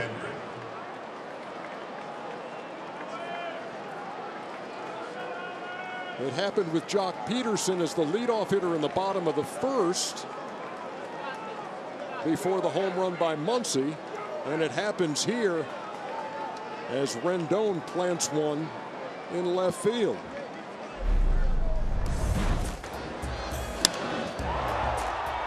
Yeah, so 2 balls now have gotten stuck in the fence. Really wouldn't have mattered on that one, though. That was going to be a double, 2nd and 3rd. And now it's smart to me. You got to walk Soto right here. This is not the guy you can let beat you. Yeah. You look at the speed that Eaton has. You wonder if that ball comes off the wall. if he's able to score. You're not thinking so, No, Frenchie. well, you don't want to get him thrown out if it's bang bang when you have a chance now to have the bases loaded and no outs. And it's Howie Kendrick who steps in, infield in for the Dodgers. Grounded foul past third.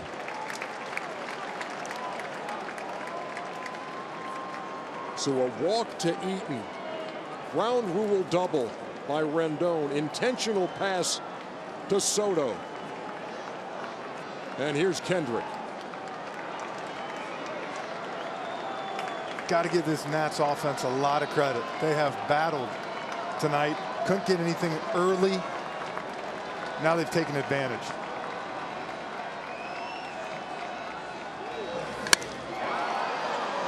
This is deep to center field. Bellinger's back. It's a grand slam. Howie Kendrick with a 10th inning grand slam to break it open. Wow.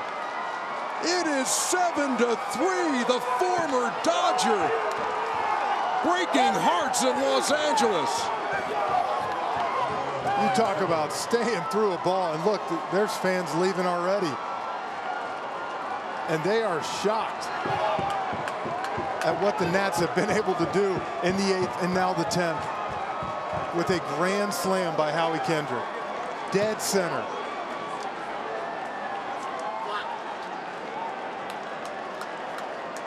Stunned silence at Chavez Ravine. The only noise coming out of that Washington dugout as Zimmerman swings and misses.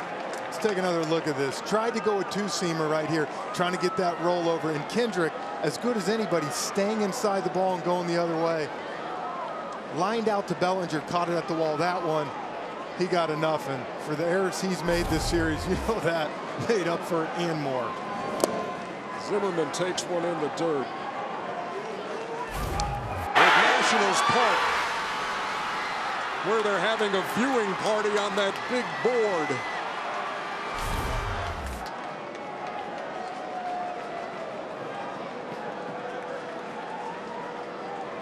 Just the second career grand slam for Howie Kendrick, who's been around for a while, and his first in the post. Unbelievable.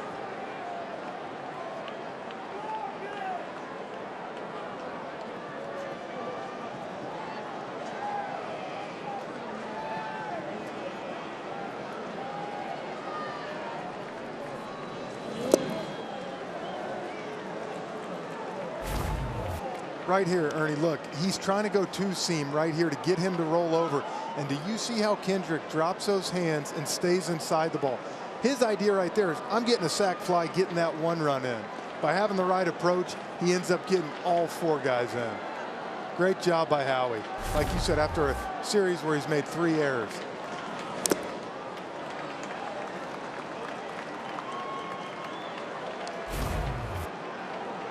Here's another look. And that's where, to me, having a veteran guy like Howie Kendrick can come into play right there. And we've said it, the Nats have battled back all year. 19-31, and now they're 3 outs away from the NLCS.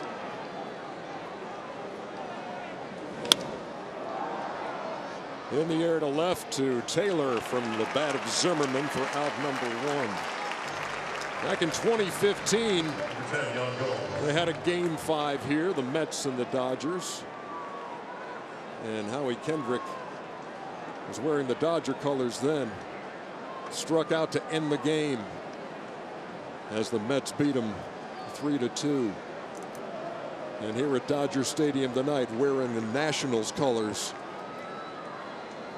he crushes a grand slam to straightaway center field here in the 10th. To break a 3-3 tie. Well, when you have your biggest games, you need the heart of the order to step up. You need the guys that make the money, the guys that get paid. And tonight, 3, 4, 5 for the Nats, 3 home runs and 7 RBIs.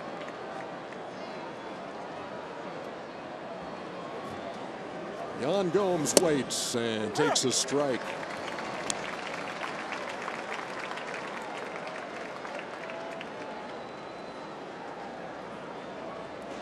Sean Doolittle, the only lefty out there in the bullpen. Patrick Corbin, a starter used in relief tonight. And Gomes sneaks one into right field for his first hit of the series. And he's aboard with one down here in the 10th. Number 3, Michael A. Taylor.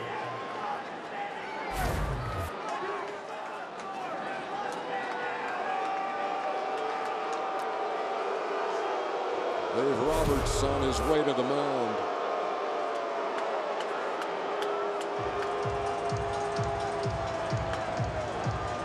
Kenley Jansen will now make his appearance in Game 5. As Joe Kelly departs after giving up the walk, double to Rendon, intentional walk to Soto, and the grand slam by that guy, Howie Kendrick. And if the Nats hang on to this game, I think the first question Dave Roberts is going to be asked after, Ernie, and I know Joe Kelly had a great ninth inning, but why was your closer not in the game? You made the point when we went to the ninth that you said, here comes Kelly, normally Jansen's spot. Here again, the dramatics by Howie Kendrick. And great job by Kendrick again. I know I've said it, but staying inside the ball, trying to get one run in, and instead he gets the whole thing and comes out with the biggest hit of his career. The thing is, too, you talk about, making that last out against the Mets in that series, but also he was on that Dodger team that beat Washington in Game 5 in Washington in another one of those NLDS losses, and tonight he's put them up by 4 as the Nats try to do something they've never done. No, and you talk about Jansen and not being in this game.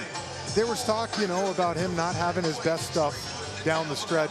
We did see him in Game 3 in Washington. He came in, 1 inning pitch, 2 strikeouts. I thought his cutter looked really good, and I'm sure for him right now, he wanted to be out there in that situation.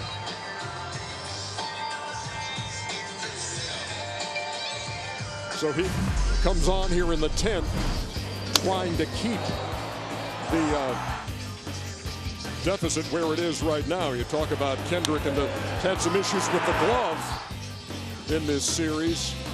Had 2 errors in Game 1.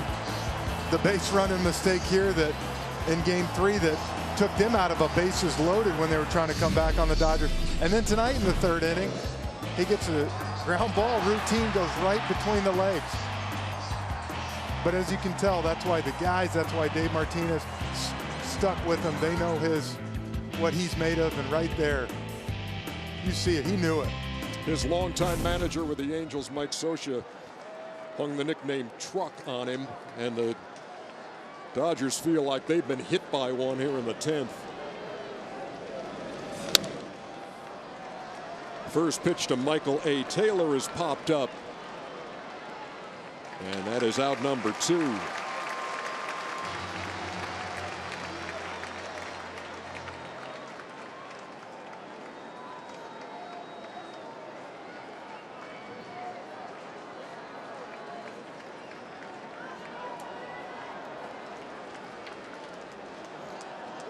Brian Dozier's got a bat he's going to hit here in the 10th.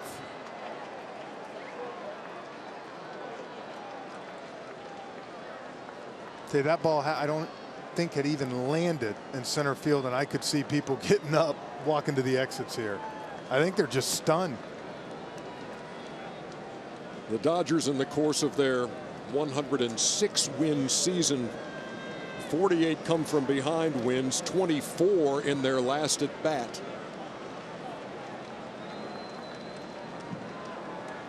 And they will face a deficit of at least 4 going to the last of the 10th.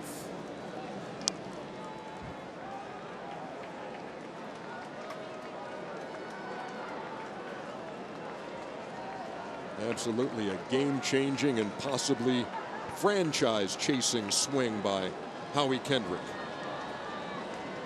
if the Nats are able to hang on in the 10th. A strike from Jansen. And that's the crazy thing, Ernie, like we talked about, to be favorites in almost all 4 of your NLDSs, lose 3 of them all at home. And then here you start 1931. You come on the road to face a team that's won 106 games and, quite frankly, dominated the National League.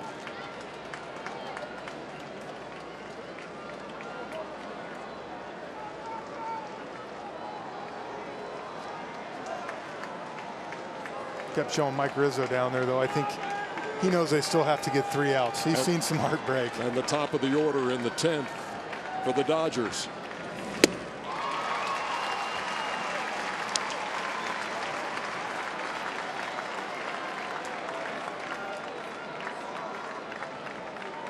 That is Mike Rizzo, who's watched some of his teams with such high expectations in years past fall short.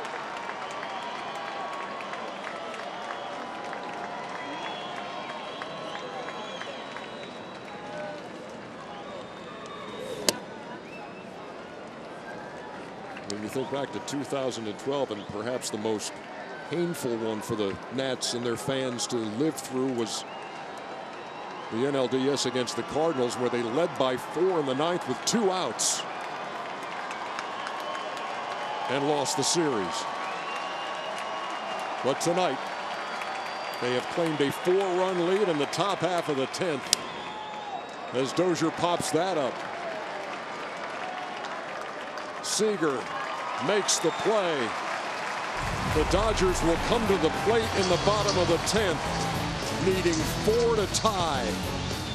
We'll be back.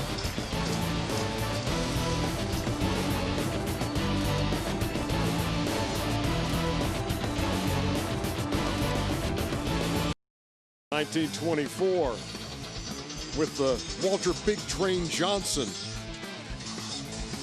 You're going back when this is all I remember this action. one. Yeah, you do. The world champs of 1924. Of course, that's part of the Minnesota Twins franchise. And here, Howie Kendrick going to watch the rest of this one as Sean Doolittle comes on in the 10th. It's like Brian Dozier's at second base now. Yeah, Doolittle was asked to do a lot out of the bullpen this year. And towards the middle of the season, even Dave Martinez says, I've overused this guy. We've had no choice at times with the status of their bullpen. That's why they went and got Hudson. Only fitting that he's the guy out there with the chance to send them to the NLCS. 29 out of 35 in save chances, and had some time on the injured list with right knee tendonitis. And right now he stands on the mound at Dodger Stadium, 3 outs away from helping the Nats get to the National League Championship Series for the first time. A.J. Pollock will pinch hit to lead it off.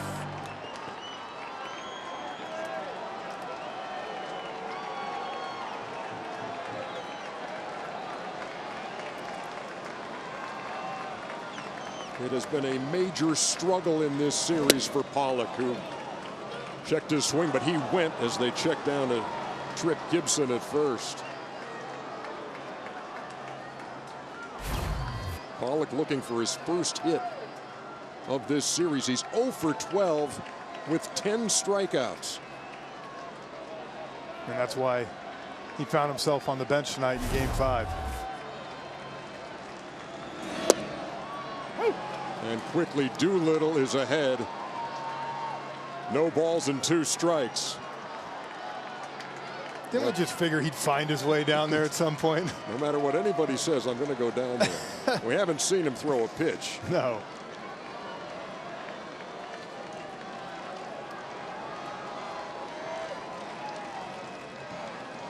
Doolittle to the plate with the 0-2, and he ran it inside and missed.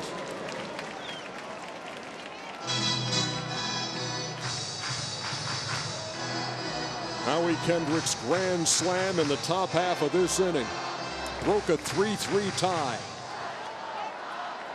The Nats have scored the last 7 runs of this game after falling behind 3-0. And Sean Doolittle to the plate, missed again. 2-2. Max Muncy is on deck. Muncy hit a homer off him in game 2 here. And for all intents and purposes, he hit a home run off him in game 4. It just didn't go out. The wind killed it. So important to get Pollock here for Doolittle. And he did. Struck him out to start the 10th. First baseman number 13, Max Muncy.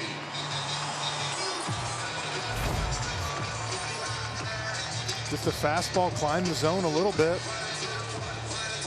Good pitch to hit right here. Missed his spot, and Pollock just swung right through it. And he did the important thing there. The last thing you want to do is give them something they didn't earn. You don't want to walk the leadoff hitter. Started him out 0-2. Count was even, then he blew him away. Now here's Muncy with one down, nobody on. They load up the right side defensively. And Muncy takes strike 1. You hear all the time people have different mottos, you know, and sometimes you're like, ah, that's great, you know, cliche, but stay in the fight really might be the most perfect motto for this team.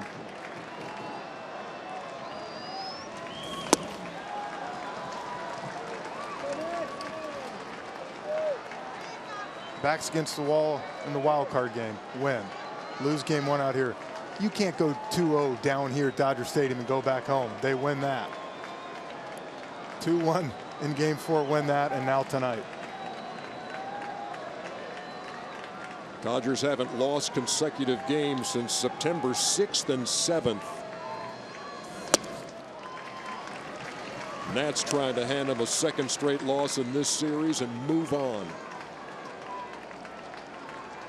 A 106 win Dodger team on the ropes at home in game 5.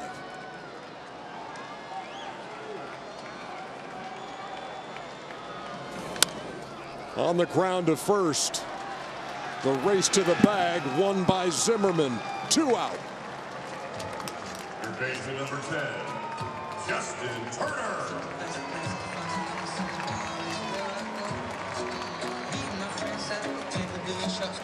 And I think a lot of the reason LA felt so good about this game 5, and they should have. Buehler pitched fantastic tonight. They're 59-22 at this building here. As we said, when one game comes down to it, anything can happen. Braves lost game 5 in Atlanta, got blown out 13-1. Dodgers down to their last out as Justin Turner stands in.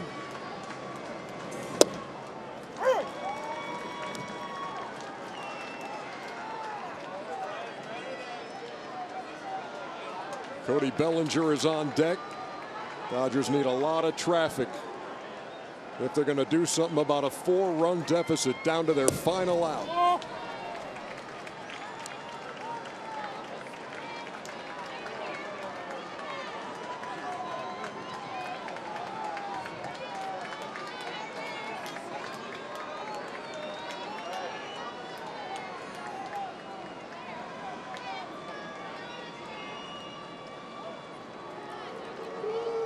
We pointed out earlier, no team with this many wins has ever lost at this stage. The NLDS or the ALDS.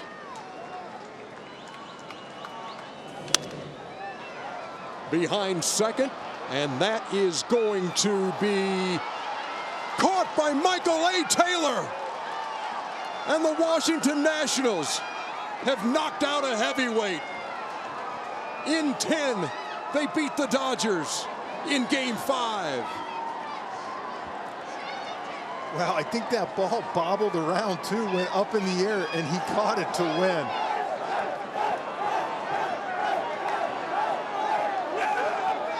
And for the first time, the Nationals can celebrate, moving on to the National League Championship Series. I think they're going to make him wait a second. They're, I think, asking this to go to replay. See if we can see a replay here to see if he caught it.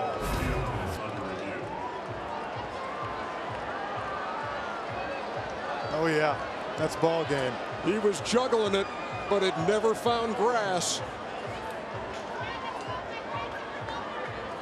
Will Little, the second base umpire, was out there taking a look at it.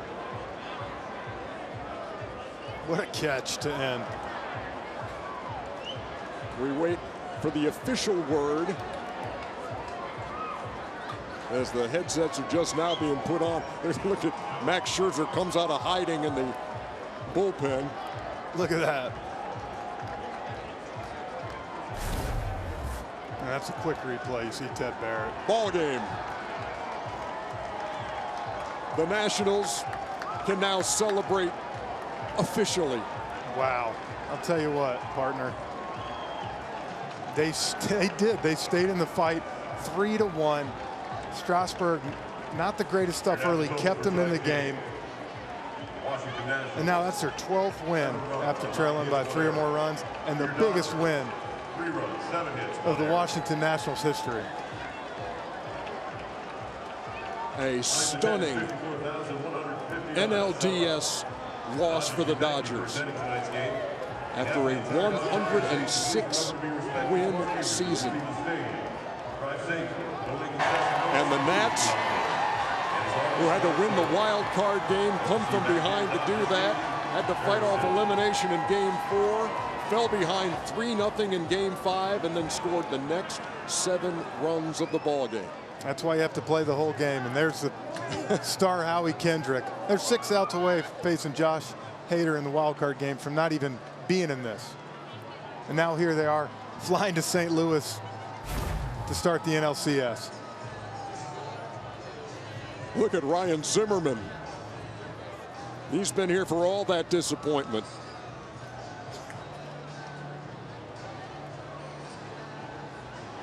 And Dave Roberts and the Dodgers absolutely stunned here at home in Game 5. Yeah, they're going to be able to look back and see some missed opportunities. You know, Bellinger, Seager, the way they hit this series. But at the other side, you got to give a lot of credit to the Washington Nationals, the way they played, the way the pitching staff went. They rode those 3 starters. And you think back to how this game played out when Buehler gives up 1 run in 6 2/3. Dave Roberts had talked about the piggyback. I want to bring Kershaw in right after Buehler. Kershaw comes in, strikes out Eaton to end the 7th. Comes out for the 8th. And then Rendon and Soto go back-to-back to tie the game. And then in the 10th, Howie Kendrick unloads a grand slam home run to straightaway center field. And the Nationals are in the National League Championship Series. Let's go down to Alex Chappell. Alex. Thanks, EJ. I'm with Howie Kendrick, and Howie, tie game with a spot in the NLCS on the line. You're facing Joe Kelly, second pitch, grand slam. How would you describe the moment? You know what? It was electric. Probably the best moment in my. After a hard-fought game, Strasburg did a heck of a job tonight. Soto, Tony tied the game up. I mean, you know, extra innings too. I mean, you couldn't make this up, you know, and it's definitely a dream come true. You just said it was the best moment of your career. This series, it's been challenging at times. So how satisfying was that just to be the guy to come through in such a big way for the Nats? You know what? There's no success without effort or error. So, you know, being out here, being able to play and have an opportunity to do what I did tonight, you know, it's truly a blessing, you know, and to have the teammates and the team. Is gone, the ups, the downs, you know, I don't think any of us would change it for anything. Howie, this was a ball club that went 19-31 to start the season. Now here you are headed to the NLCS. What makes this group so special? You know what? We never gave up. You know, the city had faith in us. The fans had faith in us. We believed in ourselves. You know, everybody came through for us. I mean, every guy on this roster and some guys that aren't, you know, they stepped up and did a great job. Howie, thanks for the time. EJ? Thank you, Alex. The Washington Nationals going to enjoy each and every second of this. When you think about how many times they've watched guys celebrate on their field, they've come close but never able to break through and get to the NLCS. But this year is different. And here at Dodger Stadium, they have gotten it done. Not only the big blow by Howie Kendrick, but a bullpen in the last 2 games with 6 shutout innings. Final score 7-3 and 10 for Jeff Francoeur and Alex Chappell. Ernie Johnson saying goodnight from Los Angeles. Let's get to Atlanta.